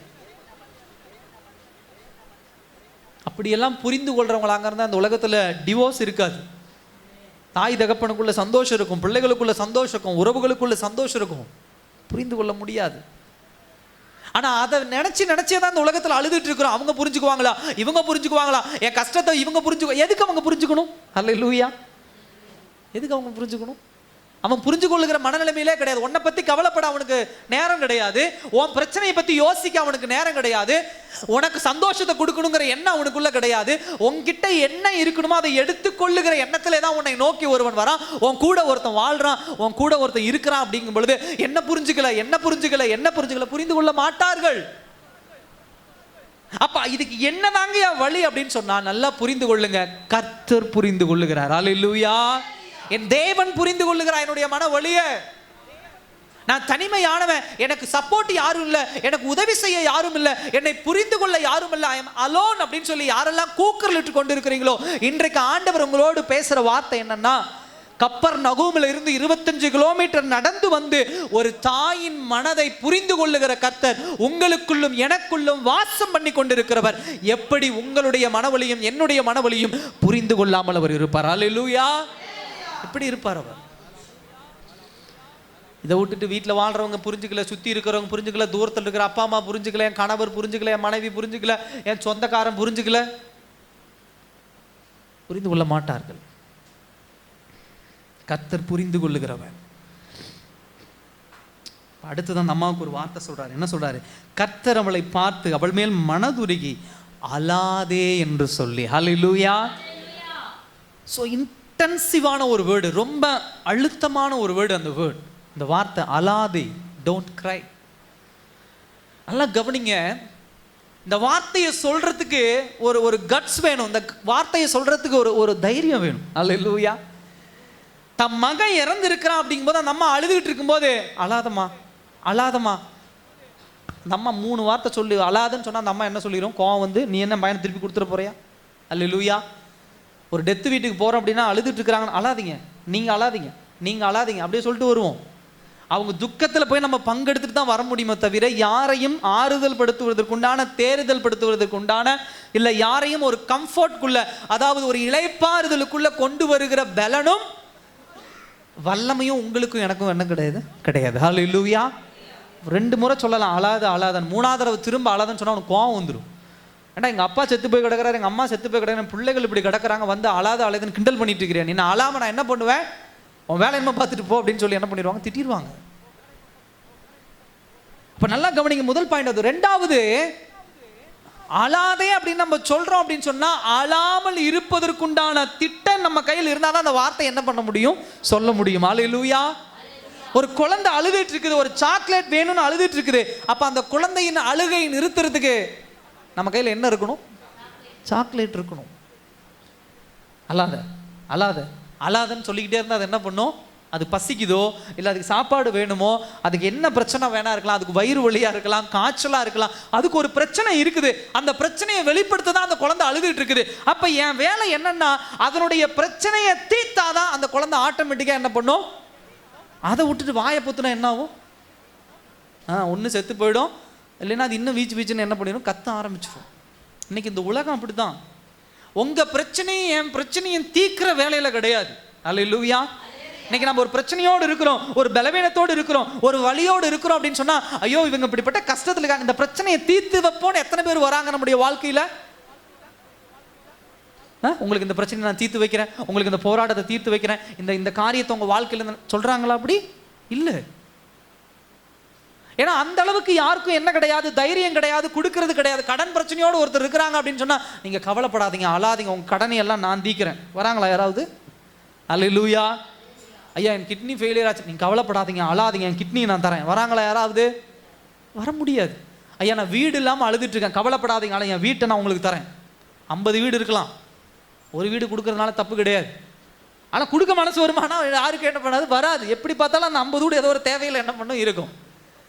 இன்னைக்கு நம்ம பிள்ளைகளுக்கு திருமணம் செய்கிறோம், பிள்ளைகளுக்கு ஒரு நகை செய்கிறோம், ஏதாவது ஒரு காரியம் செய்கிறோம், அப்பட்டமா சொல்லுவாங்க, கையில் பணம் வச்சிருப்பாங்க, கையில் எல்லாம் வச்சிருப்பாங்க. ஐயோ இன்னும் இந்த பொண்ணுக்கு இது நடக்கலையா, அந்த பையனுக்கு இது நடக்கல, தேவை இருக்கா, இந்த இதை வச்சுட்டு நீ செய்ய, அட்லீஸ்ட் வட்டிக்காவது கொடுக்க யாராவது இருக்காங்கன்னா இல்லை. அப்படியா பணம் இல்லையா, சொச்சோ, அப்படிதான் கடந்து போவாங்க. அப்ப இந்த உலகம் ஒருபோதும் நம்முடைய பிரச்சனைகளை தீர்த்து அழாதே என்று சொல்லுவதற்குண்டான யாரும் கிடையாது. ஆனா கர்த்தர் இந்த இடத்துல ஒரு வார்த்தை சொல்றானா, அழாதே அப்படின்னு சொன்னா என்ன அர்த்தம்? அந்த அம்மாவினுடைய பிரச்சனையை தீர்க்க போகிறவராக இருக்கிறார். ஹல்லேலூயா. இந்த வார்த்தை சொன்னதுனால அந்த அம்மா அழுகை நிறுத்திடுமா? சொல்லுங்க, நிறுத்தாது. அப்ப ஆண்டவர் சொல்ற அந்த வார்த்தை, அழாதே அப்படிங்கிற சொல்ற அந்த வார்த்தை எப்பொழுது அந்த அம்மாவுக்கு பிரதிபலிக்கும், எப்பொழுது அந்த அம்மாவுக்குள்ள செயல்படும் அப்படின்னு சொன்னா, செத்து போன மகன் உயிரோடு எழுந்து உட்கார்க்கும் பொழுதுதான் அந்த கண்ணீர் ஆட்டோமேட்டிக்கா நிற்கும். ஹல்லேலூயா. அந்த அழுகை ஆட்டோமேட்டிக்கா நிற்கும். நின்னுட்டு செத்து போயிட்டானேன்னு அழுதுகிட்டு இருந்த அம்மா இப்பொழுது எந்திரிச்சு உயிரோட வந்துட்டானேன்னு ஆனந்த கண்ணீரா என்ன பண்ணும், மாறும். ஹல்லேலூயா. டிஃபரன்ஸ், அது ஒரு வித்தியாசம் அந்த இடத்துல. ஆண்டவருக்கு தெரியும், என்ன பாருமா அழாதே அப்படின்னு சொல்றான்னா உன் பிரச்சனை என்னன்னு எனக்கு தெரியும், உன் போராட்டம் என்னன்னு தெரியும். ஒருவேளை என்னால் 50,000 பணம் கொடுக்க முடியும், இல்லை உன் மகனுடைய டெத் செலவை நான் ஏற்றுக்கிறேன், உன் மகனுக்கு இந்த காரியத்தை நான் செய்கிறேன், அவனுக்கு நான் கல்லறை கட்டுறேன், அவனுக்கு கல்லறைக்கு இடம் வாங்கி கொடுக்குறேன், இதுக்கப்புறம் பேங்க்கில் உனக்கு 2 லட்ச ரூபா பணம் போடுறேன், இதெல்லாம் உன் அழுகை நிறுத்திடுமா? அந்த அம்மாவுடைய அழுகை நிறுத்திடுமா? நிறுத்தாது. அந்த அம்மாவுடைய அழுகை நிறுத்துறதுக்கு ஒரே ஒரு வழிதான், அந்த செத்து போன மகன் உயிரோட வரணும். அல்லேலூயா. அப்ப இப்படி துன்பமிக்க உலகிலே மனிதர்கள் எப்படிப்பட்ட வார்த்தையை கொடுத்தாலும் அது நம்முடைய துன்பத்தை போக்கிருமா அப்படின்னா போக்காது. அது ஒரு நம்பிக்கையை கொடுத்துருமானா கொடுக்காது. ஆனால் பிரச்சனைகளை தீர்க்கக்கூடிய, போராட்டங்களை தீர்க்கக்கூடிய, வழிகளை தீர்க்கக்கூடிய நம்முடைய தெய்வம் கொடுக்கிற வார்த்தை மாத்திரம்தான் இந்த உலகத்துல நமக்கு நம்பிக்கை தருவதாக இருக்கிறது. அல்லேலூயா. ஏன்னா அவர் சொல்ற வார்த்தை ஒருபோதும் பொய்யான வார்த்தை அல்ல. அல்லேலூயா. அது மாய்மாலமான ஒரு வார்த்தை அல்ல. அவருடைய மனதுருக்கம் அந்த காரியத்தை என்ன பண்ணுகிறது, கொண்டு வருகிறது. ரெண்டாவது ஒரு காரியம், இந்த துன்பமிக்க உலகத்திலே நம்பிக்கை தரக்கூடிய வார்த்தை அவருடைய வார்த்தையில ஃபர்ஸ்ட் பாயிண்ட் அது. ரெண்டாவது, இந்த நம்பிக்கை தரக்கூடிய வார்த்தை ஏன் என்னை தேடி வருகிறது, கர்த்தரிடத்திலிருந்து தேடி வருகிறது அப்படின்னு சொன்னா, நான் அதுக்கு ஏதாவது தகுதி உள்ளவனா அப்படின்னு கேட்டா கிடையாது. அல்லேலூயா. அது பியூர்லி சுத்தமாக தேவனுடைய கிருபை மாத்திரம். ஹல்லேலூயா. இன்னைக்கு தேவனுடைய கிருபையை எப்படி எல்லாம் யூஸ் பண்றாங்க அப்படின்னு பார்த்தீங்கன்னா, பாவத்திற்கென்று யூஸ் பண்ணுகிறாங்க. தேவனுடைய கிருபையை தப்பா பிரகடனப்படுத்தி கொண்டு இருக்கிறார்கள். நல்லா கவனிங்க, கர்த்தருடைய கிருபைன்னு சொன்னா உங்களையும் என்னையும் தேடி வந்ததுதான் தேவனுடைய கிருபை. கர்த்தருடைய கிருபை அப்படின்னு சொன்னா என் வாழ்க்கையில் இருக்கக்கூடிய வலிகளையும் வேதனைகளையும் எடுத்து போட்டதுதான் கர்த்தருடைய கிருபை. கர்த்தருடைய கிருபைனா அவருடைய சுவிசேஷம் என்னை தேடி வந்தது பாத்தீங்களா, அதுதான் கர்த்தருடைய கிருபை. நீங்க அந்த கிருபை யாரும் உணர்றது கிடையாது. இந்த அம்மாவை அப்படிதான் என்ன பண்ணுச்சு, அந்த கிருபை என்ன பண்ணுச்சு, தேடி வந்ததே. எத்தனையோ பிள்ளைகள் மரித்து போயிருக்கலாம், எத்தனையோ தாய்மார்கள் மரித்திருக்கலாம், தகப்பன்மார்கள் மரித்திருக்கலாம், பிள்ளைகள் மரித்திருக்கலாம், உறவினர்கள் மரித்திருக்கலாம். அதே சேம் டைம், அதே பேரல், அதே சமமான நேரத்தில் இந்த விதவையினுடைய மகனும் மரித்து போயிருக்கிறான். அப்ப 25 கிலோமீட்டர் கர்த்தர் கப்பர்நகூமில் இருந்து நாயின் அப்படிங்கிற ஊருக்கு போறாருன்னா நடுவில் எத்தனை மரணத்தை கர்த்தர் பார்த்துருப்பார், எத்தனை டெத்து நடந்திருக்கும், எத்தனை வீட்டில் இழந்து போயிருப்பாங்க. அவர்களை எல்லாம் தாண்டி இந்த தாயும் இந்த மகனையும் கர்த்தர் தேடி வருகிறார்கள்னா இவர்களுக்கும் இயேசு கிறிஸ்துவுக்கும் ஏதாவது தொடர்பு உண்டா? இயேசு கிறிஸ்து வாழ்ந்த காலத்துல இயேசு கிறிஸ்துவோடு இவர்கள் பின்னாடி பயணம் பண்ணாங்களா? இல்ல இயேசு கிறிஸ்துவுக்காக எங்கேயாவது அடி வாங்கினாங்களா, உத வாங்கினாங்களா, அடிபட்டார்களா? இல்ல. அப்ப இவர்கள், இந்த தாயும் இந்த மகனும் ஏதாவது ஒண்ணு செஞ்சாங்க ஐயா, அதனாலதான் இயேசு அவர்களை தேடி போனார், அப்படியா? இல்ல. அப்ப 100க்கு 100 தகுதி இல்லாத இவர்களை கர்த்தர் தேடி வந்தாருன்னா கிருபை மாத்திரம். அல்லேலூயா. கிருபை மாத்திரம். இந்த கேள்விதான் உங்களுக்கு எனக்கு உண்டான ஒரு பதில். என் தங்கச்சி இருக்கலாம், என் அக்கா இருக்கலாம், என் அண்ணன் இருக்கலாம், எங்க அம்மா இருக்கலாம், எங்க அப்பா இருக்கலாம், எங்க ஊர்ல யாரு வேணா இருக்கலாம், என்னை சுத்தி வேலை செய்யறவங்க யாரு வேணா இருக்கலாம், யாரு வேணா, திறமை உள்ளவர்கள், படித்தவர்கள் யாரு வேணா இருக்கலாம். ஆனா இன்னைக்கு நான் ரட்சிக்கப்பட்டு நான் ஞானஸ்தானம் எடுத்து நான் தேவனுடைய பிள்ளையா இருக்குன்னா அதுக்கு ஒரே ஒரு காரணம், என்கிட்ட ஏதோ ஸ்பெஷலா இருக்கு, என்கிட்ட ஏதோ திறமை இருக்கு, அப்படி கிடையாது. இவர்களை எல்லாம் தாண்டி இந்த சுவிசேஷம் என்னை தேடி வந்ததற்கு ஒரே ஒரு காரணம், கர்த்தருடைய கிருபை என்னை தேடி வந்தது. ஹல்லேலூயா. கர்த்தருடைய கடைக்கண் பார்வை என்னை தேடி வந்தது. அதுதான் என்ன இப்படி நடத்தி கொண்டு இருக்கிறது. இந்த தாயும் மகனும் அதுதான். ஏதோ வித்தியாசமா அங்க இருக்குதுன்னு கர்த்தர் தேடி வரல. இது வரைக்கும் அந்த சவப்பெட்டியை காட்டிலும் இந்த சவப்பெட்டி வித்தியாசமா இருக்குது, விலை உயர்ந்த சவப்பெட்டியா இருக்குது. இல்ல இல்ல, இந்த ஊருக்கு ஏதாவது ஒன்று செய்யணும்னு ஆண்டவர் கிளம்பி வந்தார். இல்ல இல்ல, இந்த அம்மா ஏதோ நம்ம சொல்லுவாங்களே, ஆதி காலத்தில் ஏதோ செஞ்சிருக்கிறாங்க, முந்தைய பிறவியில் ஏதோ செஞ்சிருக்கிறாங்க, இந்த பையன் ஏதோ ரொம்ப நல்லவனா இருந்திருக்கிறான், இயேசுவுக்காக இங்கிருந்து ஏதோ செஞ்சிருக்கிறான் அவன், அதனால ஆண்டவர், அப்படியெல்லாம் கிடையாது. என்றைக்கும் நமக்குள்ள அப்படிப்பட்ட மனமேட்டிமை வந்துடக்கூடாது. கர்த்தர் ஏன் என்னை தேடி வந்தார், நான் ஏன் ஆண்டவருடைய பிள்ளையா இருக்குன்னு தெரியுமா, நான் தான் உண்மை உள்ளவன், நான் தான் பரிசுத்தவான், எங்கள் அம்மா கிடையாது, எங்கள் அப்பா கிடையாது, என் தங்கச்சி கிடையாது, எங்கள் அண்ணன் கிடையாது, நான் தான் அப்படி, நான் தான் திறமை உள்ளவன், நான் தான் படித்தவன், நான் தான் அப்படி, நான் தான் இப்படி. இல்லை, கிடையாது. தேவ கிருபை உங்களை என்ன பண்ணியிருக்கிறது, அவ்வளவாய் தேடி வந்திருக்கிறது. சுவிசேஷம் அவ்வளவாய் உங்களை என்ன பண்ணியிருக்கிறது, தேடி வந்திருக்கிறது. ரெண்டாவது விஷயம். மூணாவது விஷயம், அந்த நம்பிக்கை எப்படி தேடி வந்தது, நான் ஏற்கனவே சொன்னது போல தேவனுடைய வார்த்தையின் மூலமாக. அல்லேலூயா. அந்த அம்மாவுக்கு கர்த்தர் அற்புதம் செஞ்சுட்டு அந்த அம்மா கூட பேசியிருக்கலாம். அல்லேலூயா. அப்படி போட்டிருக்கா, நல்லா கவனிங்க. எத்தனாவது வசனம்? 13ஆம் வசனத்தில் கர்த்தர் அவளை பார்த்து அவள் மேல் மனதுருகி அழாதே என்று சொல்லி 14ஆம் வசனத்தில் கிட்ட வந்து பாடையை தொட்டார், அதை சுமந்தவர்கள் நின்றார்கள். அப்பொழுது அவர் வாலிபனை எழுந்திரு என்று உனக்கு சொல்லுகிறேன் என்றான். 15ஆம் வசனத்தில் மரித்தவன் எழுந்து உட்கார்ந்து பேசத் தொடங்கினான். நல்லா கவனிச்சு பாருங்க, இதில் ஒரு அழகான சத்தியம், ஆழமான சத்தியம் ஒன்று புதைந்து இருக்கிறது. நல்லா கவனிங்க. இயேசு கிறிஸ்து ஜீவன், அந்த மகன் மரித்து போயிருக்கிறான். இப்போ ஆண்டவர் வரும் பொழுது ஃபஸ்ட்டு என்ன வரும்? ஆண்டவர் கேட்டுக்கிட்ட வராரு. இந்த ஊரில் நீங்களும் நானும் பார்க்குறோம்ல, ஒரு மரணம் நடக்குது, டெட் பாடியை கொண்டு போகிறாங்க. முதல்ல எது வரும்? ஏங்க இந்த வீட்டுக்கு போனதே இல்லையா? சாவு வீட்டுக்கு. அதாவது உங்கள் மரணித்தவங்க வீட்டில் இருந்து சுடுகாட்டுக்கு போகும்போது எது முதல்ல போகும்? ஆம்புலன்ஸில் கொண்டு போகிறாங்கன்னா முதல்ல என்ன போகும்? ஆம்புலன்ஸ். அதுக்கு பின்னாடி தான் யார் போவா? ஜனங்கள் எல்லாம் என்ன பண்ணுவாங்க? போவாங்க. வீட்டில் யாராக இருந்தாலும் சரி, டெட் பாடி தான் ஃபஸ்ட்டு போகும், பின்னாடி தான் யார் போவா? ஜனங்கள் போகிறாங்க. ஸோ இதுதான் கண்டிஷன் வச்சுக்கோங்க. முதல்ல டெட் பாடி போகுது, பின்னாடி ஜனங்கள் வராங்க. ஆப்போசிட் டைரக்ஷனில் யார் வரா? இயேசு வராரு. இயேசுக்கு பின்னாடி யார் வரா?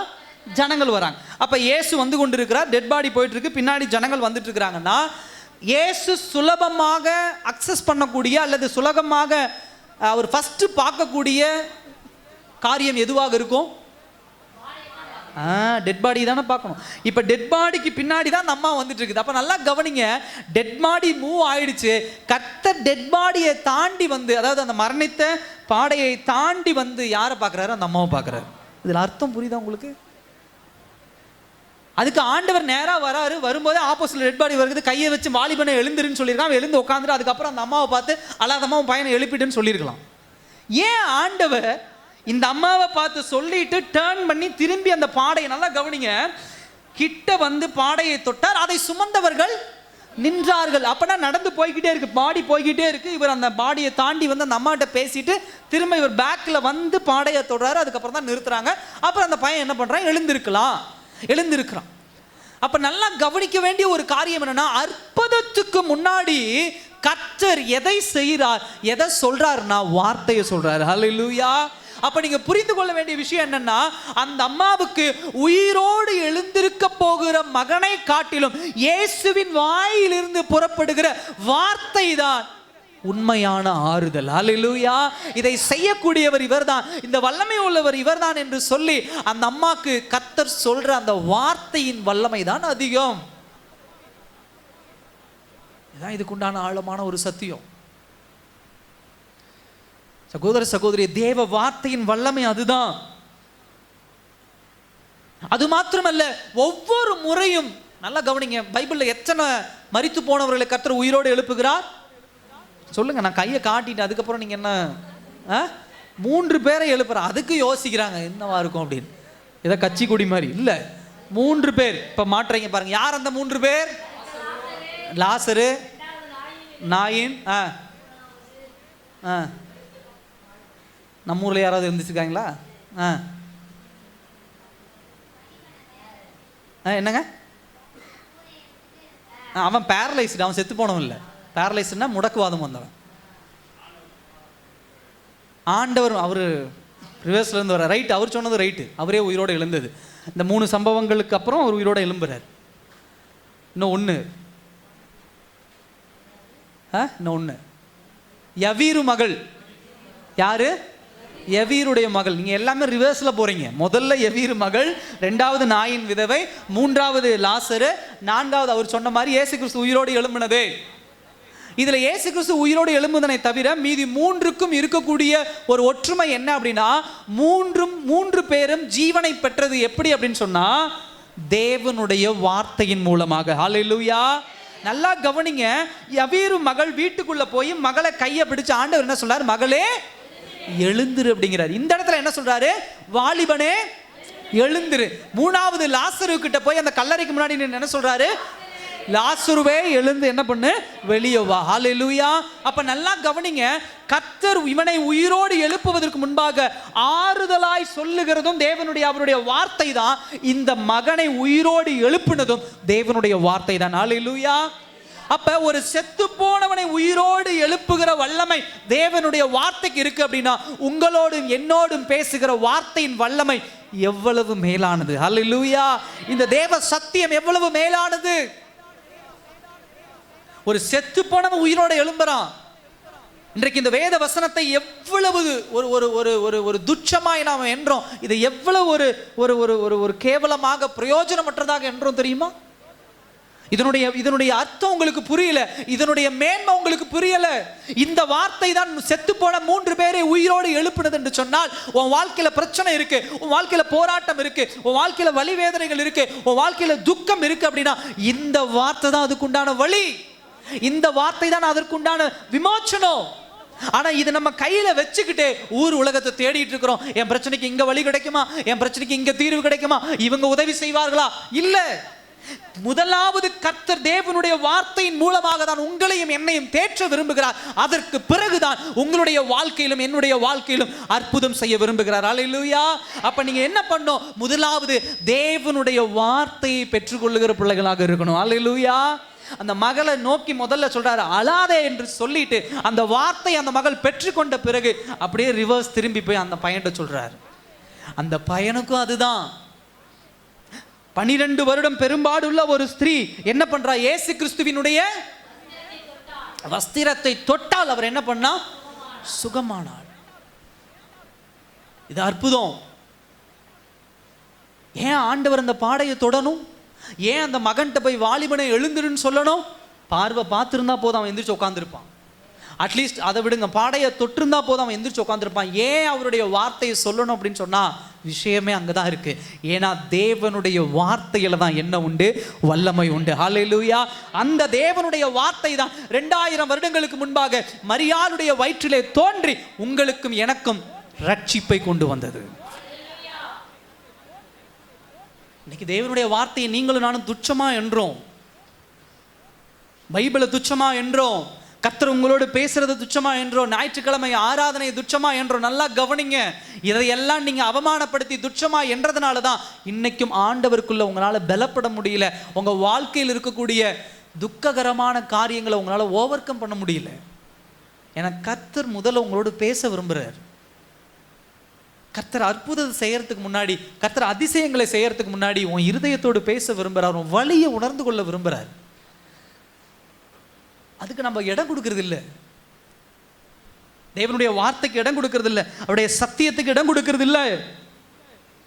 சில பேர் இதை புரிஞ்சுக்கிட்டாங்க. இதே இன்சிடென்ட்ல பாருங்க, 7ஆம் அதிகாரம் 7ஆம் வசனத்தை வாசிங்க. இதே லூக்கா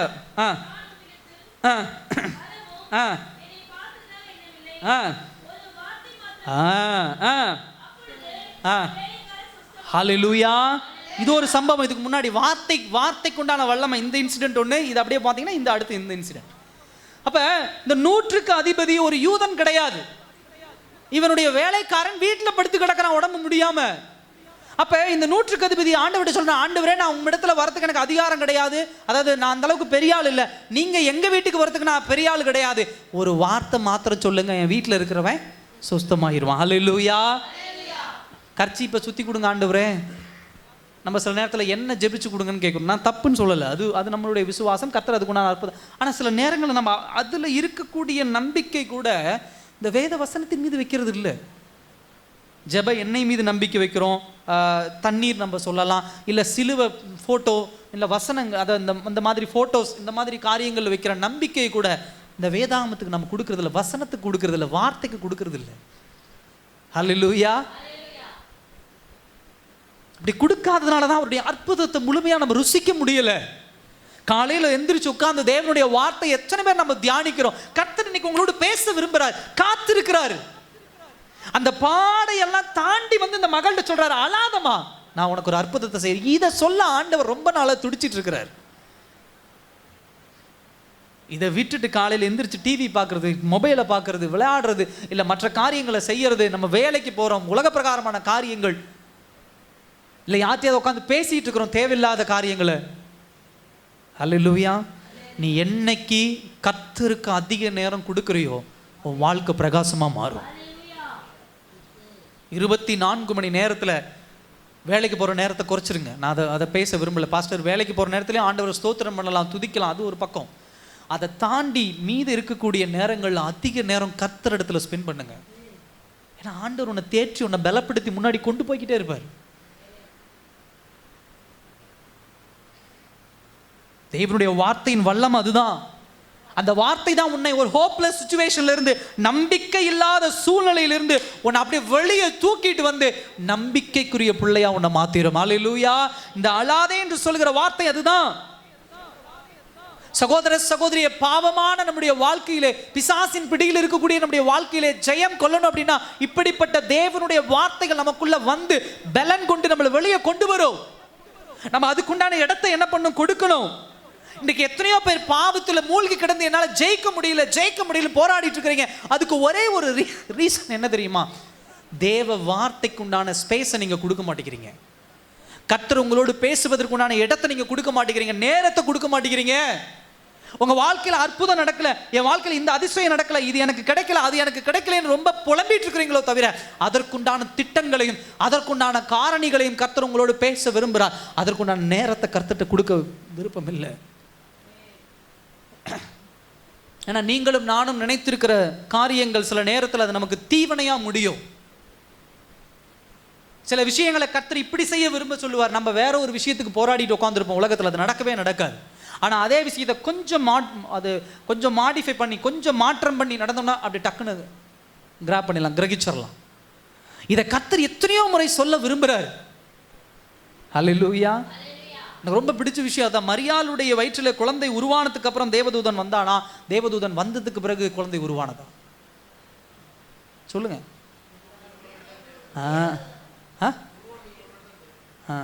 எடுங்க. தேவதூதன் அம்மாவை கூப்பிட்டு சொல்றாரு, வயிற்றுல குழந்தை ஒன்று உருவாக போகுது, அது யாரு என்னன்னு என்ன பண்றாரு சொல்றாரு.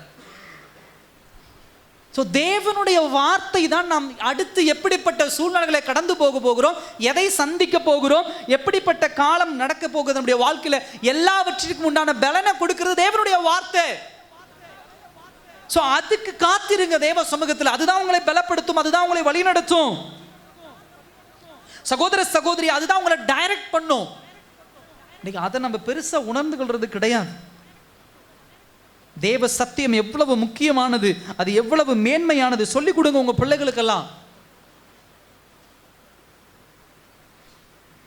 அடுத்த ஒரு காரியம், ரெண்டாவது பாயிண்ட், மெயின் பாயிண்ட் என்ன அப்படின்னு சொன்னா, தேவனுடைய வார்த்தை இந்த பலவீனத்தின் உலகில் வல்லமையின் செய்தியாகும். அல்லேலூயா. முதலாவது, தேவனுடைய வார்த்தை துன்பமிக்க உலகில் நம்பிக்கை தரும் செய்தி வார்த்தை. இரண்டாவது, பலவீனத்தின் உலகில் வல்லமையின் செய்தி. ஹல்லேலூயா. இந்த உலகம் எப்பொழுதும் உங்களை என்ன பண்ணும்? நான் சொல்லுங்க, பலவீனம் தான் படுத்தும். ஹல்லேலூயா. உங்ககிட்ட இருக்கக்கூடிய பொட்டன்ஷியல், உங்ககிட்ட இருக்கக்கூடிய திறமை இந்த உலகம் உபயோகப்படுத்துமானா உபயோகப்படுத்தாது. நீ சந்தோஷமா இருக்க, இந்த உலகம் உன்னை பயன்படுத்தாது. நல்லா கவனிச்சு பாரு. இந்த உலகம் எப்பொழுதும், அது யாரா இருந்தாலும் சரி, நீ எடுத்துக்கொண்ட பாதையிலே நீ சக்சஸ் அடையணும், நீ ஜெயம் பெறணும், இந்த உலகம் உனக்கு சப்போர்ட்டிவா நிக்குமானா நிக்காது. கர்த்தர் மேல ஒரு திட்டத்தை வச்சிருக்கிறாருன்னா அதுக்கு நான் உறுதுணையா வந்து நிக்கிறேன்னு யாராவது வந்து நிப்பாங்களா? நிக்க மாட்டாங்க. கர்த்தருடைய திட்டத்தை உன் வாழ்க்கையில இருந்து பிச்சு போடுறதுக்கு 10 பேர் வந்து நிப்பாங்க. இதுக்கு தான் நிப்பாங்க. என்ன கர்த்தர் உன் மேல திட்டம் வச்சிருக்கிறாரோ, என்ன கர்த்தர் உன்னை வழி நடத்த விரும்புகிறாரோ, மோசே கானான் தேசத்துக்கு கூட்டிட்டு போகணும், இதுதான் கர்த்தர் அவன் மேல வைத்த திட்டம். அவனை சும்மா விட்டாங்களா? ஒரு பக்கம் ஜனங்கள், ஒரு பக்கம் பார்வோன், இதெல்லாம் போதாதுன்னு கூட இருக்கிற அக்காவாகட்டும், சகோதரனாகட்டும், உறவினர்களாகட்டும், இவனுங்க போட்டு படுத்துற பலவீனம் இருக்குது. இதனால தான் மோசே எதை இழந்து போனான்? சத்தமா சொல்லுங்க. ஏன் கானான் இழந்து போனான் சொல்லுங்க? ஏன் கோவப்பட்டான்? அவங்க அக்கா செத்து போயிட்டா போய் அடக்கம் பண்ணிட்டு அவன் அந்த துக்கத்தில் இருக்கும்போது கூட இருக்கவங்கள சோத்துக்கு இல்லை, தண்ணி இல்லை, நாங்களும் இப்படி தான் சாவோம் அப்படிங்கிறான். உடனே டென்ஷன் ஆகி நான் உங்களுக்கு தண்ணி தரேன்னு என்ன பண்ணிட்டான்? அடிச்சிட்டான். ஹல்லேலூயா. அவன் எந்த தப்பும் பண்ணல. அவன் விபச்சாரம் பண்ணானா? இல்ல. அவன் வேசித்தனம் பண்ணானா? இல்ல. அவன் திருடுனானா? இல்ல. அவன் விக்கிரக ஆராதனை செஞ்சானா? மோசே இல்ல. அப்ப ஏங்க அவனுடைய திட்டம், அவன் அவ்வளவு தூரம் கஷ்டப்பட்டவன், ஏங்க அவன் கானான் தேசத்துக்குள்ள போல, ஏன் அந்த சுதந்திரத்தை இழந்து போனானா? அவன் கூட இருக்கிறவங்க அவனை பலவீனப்படுத்தி அவனை கோபப்படுத்தி பாவம் பண்ண வச்சுட்டாங்க. அல்லேலூயா. இதுதான் உலகம். இதை சரியா டிஸ்சர்ன் பண்ணிட்டாங்கன்னா, ஒரு மனுஷன் கண்டுபிடிச்சிட்டான் அப்படின்னு சொன்னா இந்த உலகத்தை ஜெயிச்சிடலாம். கர்த்தர் உன் மேல் வைத்திருக்கிற திட்டத்தை பலவீனப்படுத்துவது தான் உலகத்தின் நோக்கம். ஏன்னா உலகம் யாருக்குள்ள இருக்கிறது? பிசாசுக்குள்ள இருக்குது. எச்சரிக்கையா இருங்க. பலவீனப்படுத்துகிற ஒரு உலகம் இந்த உலகம். இப்ப முதல் பாயிண்ட் என்ன அப்படின்னு சொன்னா, இந்த பலவீனமான ஒரு உலகத்தின் மத்தியில தேவ வார்த்தை தான் நம்பிக்கை கொடுக்கக்கூடிய ஒரு வார்த்தை, வல்லமையின் வார்த்தை. இப்ப பாருங்க, இந்த தாயார் பிறக்கிறாங்க. நல்லா கவனிங்க, சூழ்நிலையை நல்லா அண்டர்ஸ்டாண்ட் கவனிச்சிங்கன்னா கூர்மையாக உங்களுக்கு புரியும். இந்த அம்மா ஏதாவது தவறு பண்ணியிருக்காங்களா? இல்லை. நல்லா கவனிச்சு பாருங்க. இந்த அம்மாவுக்கு ஒரு ஹஸ்பண்ட் இருக்கார், அவர் இறந்துட்டார், அது ஒரு வழி. இந்த அம்மா 2ஆம் திருமணம் பண்ணிட்டாங்களா? பண்ணலை. விதவைன்னு வேர்டு மென்ஷன் பண்ணியிருக்கு. அப்போ விதவை, அப்போ அந்த அம்மா திருமணம் பண்ணல. ஸோ எந்த தவறும் இந்த அம்மா என்ன பண்ணலை. So second. தேர்டு, இந்த பையன் என்ன பண்ணிட்டான்? இறந்து போயிட்டான். இந்த பையன் மரணம் வந்து இவனை தூக்கிட்டு போயிடுச்சு, இவன் இறந்து போயிட்டான். இப்போ இந்த பையன் மேலே இந்த அம்மா பாசம் இல்லாமல் இருந்துட்டாங்களா? இல்லை, பாசத்தோடு இருந்திருக்காங்க. அதனால தான் அழறாங்க. ஸோ இந்த உலகம் எப்படிப்பட்ட வலியையும் வேதனையும் கொடுக்குது. உதாரணத்திற்கு, இந்த அம்மா விதவைனால பல இடங்களில் இந்த அம்மாவை என்ன பண்ண மாட்டாங்க? அனுமதிக்க மாட்டாங்க. நல்ல காரியம் நடக்கும்போது அனுமதிக்க மாட்டாங்க. ஏன்னா வீட்டுக்குள்ளேருந்து வெளியே எங்கேயாவது போகிறான்னா, இவன் காசு இருந்தால் இவன் போகலாம். ஆனால் அவனுக்கு அது தெரியாது. இந்த அம்மா குறுக்கால போயிடுச்சுன்னா விதவை குறுக்கால போயிடுச்சு. போகிற காரியம் நல்ல காரியமாக என்ன பண்ண, அபசகுணமாக இருக்குது, நடக்காது அப்படின்னு வீட்டுக்குள்ளே போயிடும். போனால் மட்டும் எல்லாம் நடந்துற மாதிரி. அது ஒரு பக்கம் இருக்கட்டும். சில பேர் அப்படி நம்ம கிரிட்டிசைஸ் பண்ணுறது உண்டு. அப்போ இந்த அம்மா இந்த உலகம் எப்படியெல்லாம் பலவீனப்படுத்தியிருக்கும். இப்படி இந்த உலகம் பலவீனப்படுத்தி கொண்டு இருக்கும்போது இந்த அம்மாவுக்கு இருந்த ஒரே ஒரு நம்பிக்கை யாருன்னா, என் மகன். அல்லேலூயா. அவன் என்ன அப்படி பார்க்க மாட்டான், அவன் எனக்கு சம்பாதிப்பான், அவன் என்னை பாதுகாத்துக்குவான், அவன் எனக்கு எல்லாம் பண்ணுவான், அவன் சப்போர்ட் எனக்கு போதும் அப்படின்னு சொல்லி இன்னைக்கு அவனையும் செத்து போயிட்டான். அது ஒரு பலவீனம் தான் இது இந்த அம்மாவுக்கு. ஸோ இப்படி பலவீனப்படுத்தி கொண்டிருக்கிற ஒரு உலகத்தில் வல்லமையா செயல்படக்கூடிய ஒரே ஒரு காரியம் தேவனுடைய வார்த்தை மாத்திரம் தான். அல்லேலூயா. இப்போ ஆண்டவர் என்ன பண்றாரு? அந்த மகனை நோக்கி வராரு. மகனை நோக்கி வந்து 14ஆம் வசனத்தில் சொல்றாரு, கிட்ட வந்து பாடையை தொட்டார், அதை சுமந்தவர்கள் நின்றார்கள். அப்பொழுது அவர், வாலிபனே எழுந்திரு என்று உனக்கு சொல்லுகிறேன் என்றார். அல்லேலூயா. அலாதே என்கிற வார்த்தை எப்படி அந்த அம்மாவுக்கு ஆறுதலாக இருந்ததோ, அதே போல எழுந்திரு என்று சொல்லுகிற வார்த்தை அவனுக்குள்ளே ஜீவனை கொண்டு வந்தது. ஹல்லேலூயா. மரித்து போனவனுக்குள்ளே ஜீவனை கொண்டு வந்தது. இதே வார்த்தை ஒருவருக்கு ஆறுதலாக இருக்கிறது, அதே வாயிலிருந்து புறப்படுகிற ஒரு வார்த்தை அற்புதமும் செய்கிறது. ஹல்லேலூயா. இதுதான் வார்த்தையினுடைய வல்லமை, வார்த்தையினுடைய மகிமை. இதை வேல்யூ பண்ணாம, இதுக்கு மதிப்பு கொடுக்காம உலகத்துக்கு மதிப்பு கொடுத்துட்டு இருக்கிறோம். அவன் சொல்லிட்டான் போக வேண்டாம்னா போக வேண்டாம், அவன் வாங்க வேண்டாம்னு சொல்லிட்டா வாங்க வேண்டாம், அவன் இங்கே வராதன்னு சொன்னால் வராத, அவன் இதை செய்யாதன்னா செய்யாத, அவன் இதை செய்யன்னா அதை தான் நான் செய்வேன். இன்னைக்கு இப்படி தானே ஒரு வாழ்க்கை வாழ்ந்துட்டு இருக்கிறோம். அவர் வாயிலிருந்து புறப்படுகிற வார்த்தை அந்த மகளை ஆறுதல் படுத்தியது. அவர் வாயிலிருந்து புறப்படுகிற வார்த்தை அவனை உயிரோடு கொண்டு வந்தது. ஹல்லேலூயா. இவ்வளவு வல்லமையுள்ள தேவன் நம்மோடு கூட இருக்கும் பொழுது, நம்மோடு பேசுகிறவர். எனக்கு ரொம்ப பிடிச்ச ஒரு விஷயம், ரொம்ப ஆழமாக நான் யோசித்த ஒரு விஷயம் அப்படின்னு சொன்னால், கர்த்தர் யாரோட பேசினார் சொல்லுங்க? அதாவது இப்போ ஒரு ஒரு ஒரு தேர்டு லெவலில் போகலாம். நம்ம செத்ததுக்கு அப்புறம் என்ன நடக்கும்?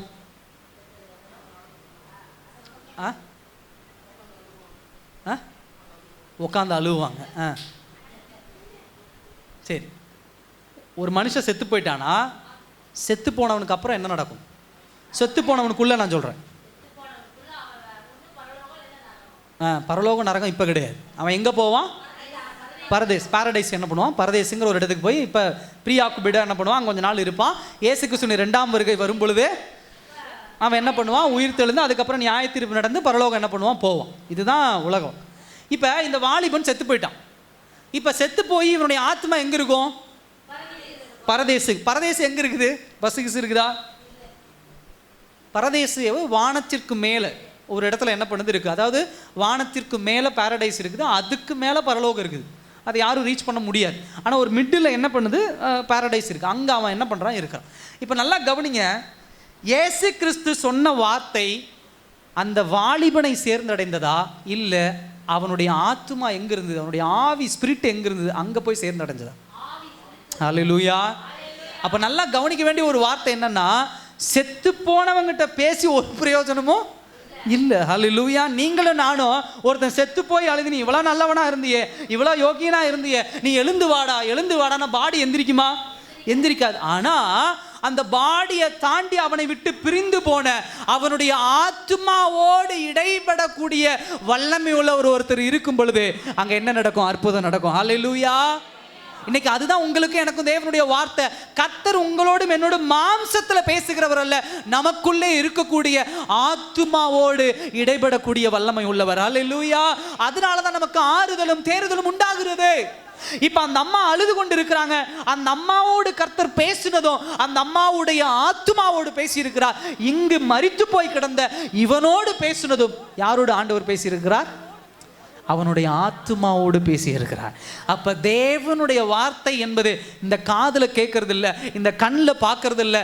நம்முடைய ஆத்துமாவோடு எப்ப இடைபட ஆரம்பிக்கிறதோ, நம்முடைய ஸ்பிரிட் நம்முடைய ஆவியோடு எப்ப இடைபட ஆரம்பிக்கிறதோ அப்பொழுதுதான் அதனுடைய வல்லமையை நாம் என்ன பண்ண முடியும்? உணர முடியும். ஹல்லேலூயா. சில பேர் செல்போன்ல வசனத்தை வச்சிருக்கலாம், சில பேர் வீட்டில் வசனத்தை மாட்டிருக்கலாம், சில பேர் வண்டியில வசனத்தை வச்சிருக்கலாம். அதெல்லாம் என்னோடு இடைபடுமான? இடைபடாது. என்றைக்கு என்னுடைய ஆத்துமாவோடு இடைபடுதோ, இன்றைக்கு என் ஆவியோடு இடைபடுதோ, அப்போதான் அதனுடைய வல்லமையை நான் உணர முடியும். என் ஆத்மாவோடு இடைபடணும், என் ஆவியோடு இடைபடணும்னா அதுக்குண்டான நேரத்தை கொடுக்கணும். ஹல்லேலூயா. போற போக்குல இடைபடாது, தேவ சமூகத்தில் காத்திருக்கணும். இதுதான் இதுக்குண்ட ஆழமான ஒரு வார்த்தை. தேவனுடைய வார்த்தை உங்களை என்னையும் பாவத்திலே மரித்து போய் கிடந்தோம். பாருங்க, அடுத்தது ஒரு ஸ்பிரிச்சுவலான ஒரு வார்த்தை. பாவத்திலே என்ன பண்ணோம்? மரித்து போய் கிடந்தோம். அப்ப சுவிசேஷம் உங்களையும் என்னையும் தேடி வந்தது. அந்த சுவிசேஷம் எங்கே இடைப்பட்டது? மரித்து போயிட்டோம். எதுல நம்முடைய ஆத்மா எதுல மரித்து போய் கிடந்தது? பாவத்திலே மரித்து போய் கிடந்தது. அப்ப பாவத்திலே மரித்து போய் கிடந்த உங்களுடைய ஆத்மாவோடும் என்னுடைய ஆத்மாவோடும் சுவிசேஷம் இடைப்பட்டதனால தான் இன்றைக்கு ஜீவனுள்ள ஒரு வாழ்க்கை வாழ்ந்து கொண்டிருக்கிறோம். ஹல்லேலூயா. இதே தேவனுடைய வார்த்தை இன்றைக்கு எக்கச்சக்கமான பேரை தேடி வந்திருக்கிறது. ஆனா அவர்கள் இன்னும் மரித்து போய் கிடக்கிறாங்க. ஹல்லேலூயா. ஆவிக்குரிய வாழ்க்கையில மரித்து போய் கிடக்கிறாங்க. உங்களுக்கு சுவிசேஷம் தேடி வந்த போது உங்க வீட்டுக்கு தேடி வந்துச்சு, உங்க வீட்டுக்கு தேடி வந்த போது உங்க ஊருக்கு தேடி வந்துச்சு. நம்ம எல்லோருக்கும் இந்த சுவிசேஷம் ஒரு நாள் தேடி வந்தது. ஆனால் அவர்களுடைய ஆத்துமாலாம் உயிர் பெற்று எழும்பல, அவர்கள் ஆண்டவரை ஏற்றுக்கொள்ள. ஏன் அப்படின்னு சொன்னா, இந்த சுவிசேஷம் உங்கள் ஆத்துமாவோடு இடைப்பட்டது. இதுதான் தேவனுடைய வார்த்தை. அதனாலதான் நீங்களும் நானும் ரட்சிக்கப்பட்டிருக்கிறோம். என் குடும்பத்தில் யார் வேணா ரட்சிக்கப்படாம இருக்கலாம். என் மாம்சம் இல்லை, என் ஆத்துமா, என் ஆவி. அதனாலதான் இந்த உலகத்துல இந்த சரீரம் மரித்து போய் அடக்கம் பண்ணப்பட்டாலும் இந்த ஆத்துமா பரலோகத்திற்கு தகுதி உள்ளதாக இருக்கிறது. ஹல்லேலூயா. இந்த சாவி பரலோகத்திற்கு தகுதி உள்ளதாக என்ன பண்ணுகிறது? இருக்கிறதே. கடைசி ஒரு காரியத்தை சொல்லி நான் முடிக்கிறேன். 7ஆம் அதிகாரத்துல மரித்தவன் எழுந்து உட்கார்ந்து பேசத் தொடங்கினான். ஹல்லேலூயா. அடுத்த வார்த்தை பாருங்க, அவனை அவன் தாயினிடத்தில். ஹல்லேலூயா. இந்த வசனம் தேவை, அந்த வார்த்தை தேவையா? கொஞ்சம் யோசிங்க. நம்ம அழுதுட்டு இருக்கிறாங்க, அழாதேன்னு சொல்றாரு ஆண்டவர். ஓகே, பாடையை போய் தொடுறாரு, அவங்க பாடையை கீழே இறக்கி வச்சுறாங்க. கார்பஸ்ன்னு சொல்லுவாங்க, அந்த இது ஸ்ட்ரக்சரை இறக்கி வச்சுறாங்க. வாலிபனே எழுந்துரு அப்படிங்கிறாரு, எழுந்துட்டார், முடிஞ்சு. இப்போ ஆண்டவர் அப்படியே நின்று பேசிட்டு என்ன பண்ணியிருக்கலாம்? போயிருக்கலாம். அதோட முடிஞ்சது, இன்சிடென்ட் முடிஞ்சது. இதே இன்சிடென்ட்டை நீங்கள் இப்படி யோசிச்சு பாருங்க. யவீருடைய மகள் செத்து போய் கிடக்கிறா, எழுந்திருக்கிறா, முடிஞ்சுது. அங்கே ஒப்புவித்தார் அப்படிங்கிற வார்த்தை வரல. லாசருடைய உயிரோடு எழும்பி வரான், கட்டுகளை அவுத்து விடுங்கிறாங்க, அங்கே ஒப்புவித்தாருங்கிற வார்த்தை வரல. இந்த இடத்துல மாத்திரம்தான் இந்த வார்த்தை மென்ஷன் பண்ணப்படுது. ஏன் இந்த வார்த்தையை அடிஷ்னலாக லூக்கா எழுதி வைக்கிறாரு? ஏன் இந்த சம்பவத்தில் இது ரொம்ப பாயிண்ட் அவுட் பண்ணி ஒரு வார்த்தையை ஆட் பண்ணுறாரு? நல்லா கவனிங்க. அந்த வார்த்தை பாருங்க, அவனை அவன் தாயினிடத்தில் ஒப்புவித்தார். ஏன் ஒப்புவிக்கணும்? அவன் எங்கே போயிடுவான் சொல்லுங்க? அவன் உயிரோடு எழுந்துட்டான், ஆண்டவர் அங்கே முடிச்சுட்டு அவர் கிளம்பி போயிடுறான். அவன் எங்கே போவான்? பக்கத்து வீட்டுக்கு போவானா? இல்லைம்மா, நான் உயிரோடு எழும்பிட்டேன், நான் இனிமேல் வெளியூருக்கு வேலைக்கு போகிறேன் அப்படின்னு சொல்லி அங்கிருந்தே கிளம்பி போயிடுவானே. நான் எங்கே போவான்? சொல்லுங்க, எங்க போவான்? அவங்க வீட்டுக்கு தான். அவங்க வீட்டில் யார் இருப்பா? அம்மா தான் இருப்பாங்க, அந்த பையன் தான் இருப்பான். ஸோ ஏன் ஆண்டவர் ஒப்புவித்தார் அப்படின்னு சொல்லி, ஏன் அந்த ஒப்பு கொடுக்கப்படுதல் அங்கே குறிப்பிடப்படுதே? அதை யோசிச்சது உண்டா நம்ம என்னைக்காவது? அந்த வார்த்தையை நம்ம என்னைக்காவது யோசிச்சது உண்டா? கர்த்தர் என்றைக்கும் உறவுக்கு கனம் கொடுக்கிறவர். ஹல்லேலூயா. ரிலேஷன்ஷிப்புக்கு அந்த கனம் கொடுக்கிறவர். நல்லா கவனிச்சு பாருங்க. அந்த பையன் இந்த இன்சிடென்ட் இப்படி யோசிச்சு பாருங்களேன். அவனை எழுப்பி எந்திரிப்பா அப்படின்னு எழுந்திரிச்சு கையை பிடிச்சி, அந்த அம்மா வாங்கம்மா எந்திரிச்சுக்க, அந்த அம்மா கையில் கிட்ட கூட்டிகிட்டு வந்து, இந்த அவன் பையனை உங்ககிட்ட கொடுக்குறேன் அப்படின்னு அந்த கை கோத்து ஒரு இன்சிடென்ட் செஞ்சிருக்கிறார். அதை செஞ்சது தான் அந்த இடத்துல ஒப்புவித்தார். அப்படின்னா கை கோத்து. இப்போ இன்னைக்கு திருமணம் நடக்குது. பிள்ளையினுடைய அப்பா என்ன பண்ணுறாரு? தம் பிள்ளைய பிடிச்சி என்ன பண்ணுறாரு? அப்பா அந்த பையன் கையில், கல்யாணம் பண்ண போகிற மகன் கையில் என்ன பண்ணுறாரு? கையை பிடிச்சி என்ன பண்ணுறாரு? இந்தாப்பா முடியல என்னால் வீட்டில் வச்சு, இனிமேல் நீ என்ன பண்ணிக்கோ பார்த்துக்கோ. அப்படியே கொடுக்குறாரு. இல்லை, என் பிள்ளை இனிமேல் யாருக்கு? உனக்கு சொந்தம். இனிமேல் நீ பார்த்துக்கோ. இப்போ உனக்கு இனிமேல் இத்தனை நாள் எனக்கு மகள்ங்கிற ஒரு ஸ்தானத்தில் இருந்தால், இனி உனக்கு மனைவிங்கிற ஒரு ஸ்தானத்தில் இருப்பான்னு அந்த பிள்ளையை ஒப்பு கொடுத்துட்றாங்க. அந்த பிள்ளை ஒப்பு கொடுத்தனால தான் அப்பா வீட்டிலேருந்து அந்த பிள்ளை எங்கே போயிடுது? கணவன் வீட்டுக்கு போயிடுது. இதே இன்சிடென்ட் இப்படி யோசிச்சு பாருங்க. தாயோடு உறவில் இருந்த அந்த மகன், உறவுனா தாய் மகன்கிற உறவில் இருந்த அந்த மகன் மரித்து போய் அந்த உறவு உடைஞ்சிருச்சு. உடைஞ்சு என்ன பண்ணிச்சு? இப்பொழுது வெறும் சடலம் தான் இருக்கிறது. அந்த ஆத்மா எங்க போயிருச்சு? பரதேசுக்கு போயிடுச்சு. இப்ப ஆண்டவர் அந்த பரதேசிலிருந்து ஆத்மாவை கொண்டு வந்து அந்த சரீரத்துக்குள்ள இணைச்சு இப்ப என்ன பண்றாரு? திரும்ப அந்த மகனை கொண்டு வந்து அழுதுகிட்டு இருக்கிற அம்மாவை கூப்பிட்டு அழாதேன்னு சொல்லி கூட்டிட்டு வந்து, இந்த அம்மா உன் மகன். அல்லேலூயா. இப்ப இவன் பிணம் கிடையாது, இப்ப இவன் சடலம் கிடையாது, இப்ப ஒன்றுத்துக்கும் பிரயோஜனம் அல்லாதவன் கிடையாது, உன் எதிர்காலம் கேள்விக்குறி அப்படி கிடையாது. உனக்கு உண்டான மகன்கிற உறவை திரும்ப உன் கரத்துல ஒப்பு கொடுக்கிறேன். அல்லேலூயா. அப்ப இதுக்கு எப்படி புரிஞ்சுக்கணும் அப்படின்னு சொன்னா, மரணத்தின் மீதும் அதிகாரம் கர்த்தருக்கு உண்டு, உயிர்த்தெழுதலின் மீதும் யாருக்கு அதிகாரம் உண்டு? கர்த்தருக்கு உண்டு. ஹல்லேலூயா. உடைந்து போன உறவுகளை, இழந்து போன உறவுகளை திரும்ப ஒன்றிணைக்கக்கூடிய வல்லமை யாரிடத்திலே மாத்திரம்தான் உண்டு? நம்ம அந்த பையன் கையை, அந்த இன்சிடென்ட் டைம்ல யோசிச்சு பாருங்க. இயேசு கிறிஸ்து அந்த மகன் கையை பிடிச்சு, அம்மா இந்த உன் மகன், இதுக்காக தான் உன்னை அழாதேன்னு சொல்லி வைக்கும் பொழுது அந்த கை பட்ட உடனே, இத்தனை வருஷம் அந்த மகனுக்கு ஒரு 25 வயசு வச்சுக்கோங்க, தான் வயிற்றில் பெற்றெடுத்து கையில் தாங்கி அந்த தாயோடு கரங்கோத்து நடந்திருப்பான். அந்த தாயின் கரத்தில் இவன் சாப்பிட்ருப்பான், இந்த பையனுடைய கரத்தில் அந்த தாய் சாப்பிட்ருப்பான். எவ்வளோ ஒரு உறவு இருக்கும், எவ்வளோ ஒரு சந்தோஷம் இருந்திருக்கும். ஆனால் அந்த மரணம் அவர்களை பிரித்த பிறகு கர்த்தர் அவனை உயிரோடு எழுப்பி திரும்ப அந்த கையை பிடிச்சு அந்த அம்மா கையில் இணைக்கும் போது அந்த அம்மா பெற்றுக்கொண்ட இன்பமும் சந்தோஷமும் சொல்லி மாளாது. ஹல்லேலூயா. சொல்லி மாளாது. ஒரு நாள் இன்சிடென்ட் தான். நைட்டு செத்து போயிருப்பான், அடுத்த நாள் சாயந்தரம். இந்த ஒரு நாள் பிரிவு கூட இந்த உறவுகள் மத்தியில் என்ன பண்ண முடியாது? தாங்க முடியாது. ஹல்லேலூயா. பிள்ளைய கொண்டு வந்து அவ்வளவு அழகாக என்ன பண்ணுறாரு? சேர்க்குறாரு. சகோதர சகோதரியை கடைசியாக ஒரு காரியத்தை சொல்லி நான் முடிக்க விரும்புகிறேன். கர்த்தர் இந்த உலகத்தில் இந்த உறவுகளை நம்ம எப்படி பார்க்கலாம் அப்படின்னு சொன்னால், ஆவிக்குரிய தளத்தில் பார்க்கலாம். எப்படி அப்படின்னு சொன்னால், கர்த்தர் உங்களுடைய பிள்ளைகளுடைய வாழ்க்கையை கொண்டு வந்து உங்களோட சேர்க்க விரும்புகிறார். இன்றைக்கு எத்தனையோ தாய் தகப்பன் அவர்கள் ஜெபம் பண்றாங்க, அவங்க வேதவசனம் வாசிக்கிறாங்க, அவர்கள் தசமபாகம் செலுத்துறாங்க, அவர்கள் ஆண்டவருக்குள்ள உண்மை உள்ளவர்களா இருக்கிறாங்க. ஆனா இது எல்லாவற்றையும் தன் பிள்ளைகள் மேல் வைக்கிற சின்ன அற்பமான பாசத்தின் காரணமாக அவர்களை அசால்ட்டா விட்டுக்கிட்டு இருக்கிறாங்க. எத்தனையோ வீட்டில் பிள்ளைகள் மரித்து போய் கிடக்கிறார்கள் பாவத்தில். அவர்கள் பாவம் செய்வதற்கு சுலபமாக அனுமதிச்சிடுறீங்க. அவர்கள் செய்கிற பாவம் எல்லாம் உங்களுக்கு தெரியும். ஆனா அவர்கள் மேல் வைத்திருக்கிற பாசம், என் பிள்ளை, என் மகன், என் மகள் என்று சொல்லி அவர்கள் செய்கிற பாவத்தை எல்லாம் பொறுத்து கொண்டு இருக்கிறீர்கள். அவர்கள் செய்கிற பாவத்துக்கெல்லாம் அனுமதி கொடுத்து கொண்டு இருக்கிறீங்க. இதுக்கெல்லாம் என்ன அர்த்தம் தெரியுமா? உங்க பிள்ளைகளுடைய மரணத்தை நீங்க பார்த்துட்டு இருக்கிறீங்க. எப்படி இந்த தாய் ஒரு நாள் அழுது கொண்டு இருந்தாலோ அதே போல ஆவிக்குரிய மரணம் எந்த பிள்ளைகளுடைய வாழ்க்கையில ஏற்படுகிறதோ அன்றைக்கு கண்டிப்பா உங்களுக்குள்ள அழுகை ஏற்படும். இன்றைக்கு நீ அசால்ட்டா நினைச்சிட்டு இருக்கிறீங்க உங்க பிள்ளைகளை குறித்து. வளர்ற பிள்ளை பாஸ்டர், வாலிப பிள்ளை, இது செய்யாம எப்படி இருக்கும், இந்த ட்ரெஸ் போடாம எப்படி இருக்கும், இதை செய்யாம இந்த போன் யூஸ் பண்ணாம எப்படி இருக்கும், இப்படி பேசாம எப்படி இருக்கும். ஆவிக்குரிய பெற்றோர்கள், வேதவசனத்தை அறிந்தவர்கள் இப்படிப்பட்ட ஒரு ஸ்டாண்டர்ட்ல வந்துட்டு இருக்கிறோம். என் பிள்ளை சம்பாதிக்கிறா, என் பையன் சம்பாதிக்கிறான், அப்ப அவன் இதை செய்யாம என்ன பண்ணுவான்? நான் கேள்வி கேட்க முடியுமா? எனக்கு பணம் தானே முக்கியம்.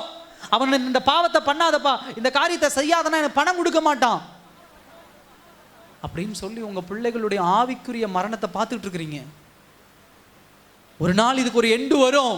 எப்படி இந்த தாய் தன் மகனை இழந்து அழுது கொண்டிருந்தாலும் அது மாதிரி நீங்களும் நானும் அழுது கொண்டிருப்போம். நம்முடைய பிள்ளைகள் மேல் கவனம் இல்லைன்னா. இன்றைக்கு ஆண்டவர் பேசுற ஒரு விஷயம் என்ன தெரியுமா? உங்களுக்கும் உங்கள் பிள்ளைகளுக்கும் இடைப்பட்டதா இருக்கக்கூடிய இந்த ஆவிக்குரிய மரணத்தை அவருடைய வார்த்தையின் வல்லமையின் மூலமாக உடைக்க விரும்புகிறார். உங்க பிள்ளைகள் ஜீவன் பெற்று ஜீவனுள்ள வாழ்க்கை வாழ விரும்புகிறார் கர்த்தர்.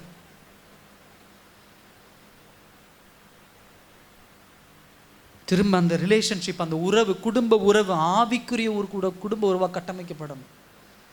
பணத்தால கட்டமைக்க கூடாது, சொந்தங்கிற காரியத்தினால கட்டமைக்க கூடாது, ரத்த பாசன்னு கட்டமைக்க கூடாது, குடும்பம்னு கட்டமைக்க கூடாது. உங்க பிள்ளை ஆவிக்குரிய நிலைமையில உங்களோட கட்டமைக்கப்பட்டிருக்காளா? உங்க பிள்ளை ஆவிக்குரிய நிலைமையில உங்களோட கட்டமைக்கப்பட்டிருக்கிறானா? தாய் தகப்பனே கவனிங்க. எப்படி கட்டமைக்கப்படுறாங்க குழந்தைகளை? இன்னைக்கு தவறு பண்ணி அவங்க தவறு பண்ணிட்டாங்கன்னு சொன்னாவே நீ சபைக்கு வர்றது கிடையாது. இது தப்பு, உங்க பையன் பண்றது தப்பு, உங்க பொண்ணு பண்றது தப்புன்னு சொன்னா கோவம் வந்துருது.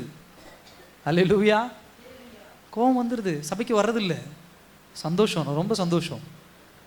நான் பாவத்தை எடுத்து சொல்லும்போது உங்களுக்கு கோபம் வருது அப்படின்னு சொன்னால் அந்த பிள்ளைக்குள்ள என்ன பாவம் இருக்குதோ அதே பாவம் உங்களோட தான் இருக்கு. அல்லேலூயா. ஏன்னா பாவமும் பரிசுத்தமும் ஒன்றா என்ன பண்ண முடியாது? சத்தமாக சொல்லுங்க, டிராவல் பண்ண முடியாது, பயணம் பண்ண முடியாது. உங்க பிள்ளை பாவத்தை நீங்க ஏத்துக்கிறீங்க அப்படின்னா உங்களுக்குள்ளேயும் பாவம் இருக்குன்னு அர்த்தம். இல்லைன்னா நீங்க பரிசுத்தமா தேவனுக்குள்ள பக்தி வைராக்கியம் கொண்ட குடும்பமா இருக்கிறீங்கன்னா உங்க பிள்ளை தப்பு பண்ண நீங்க அலோவ் பண்ண மாட்டீங்க.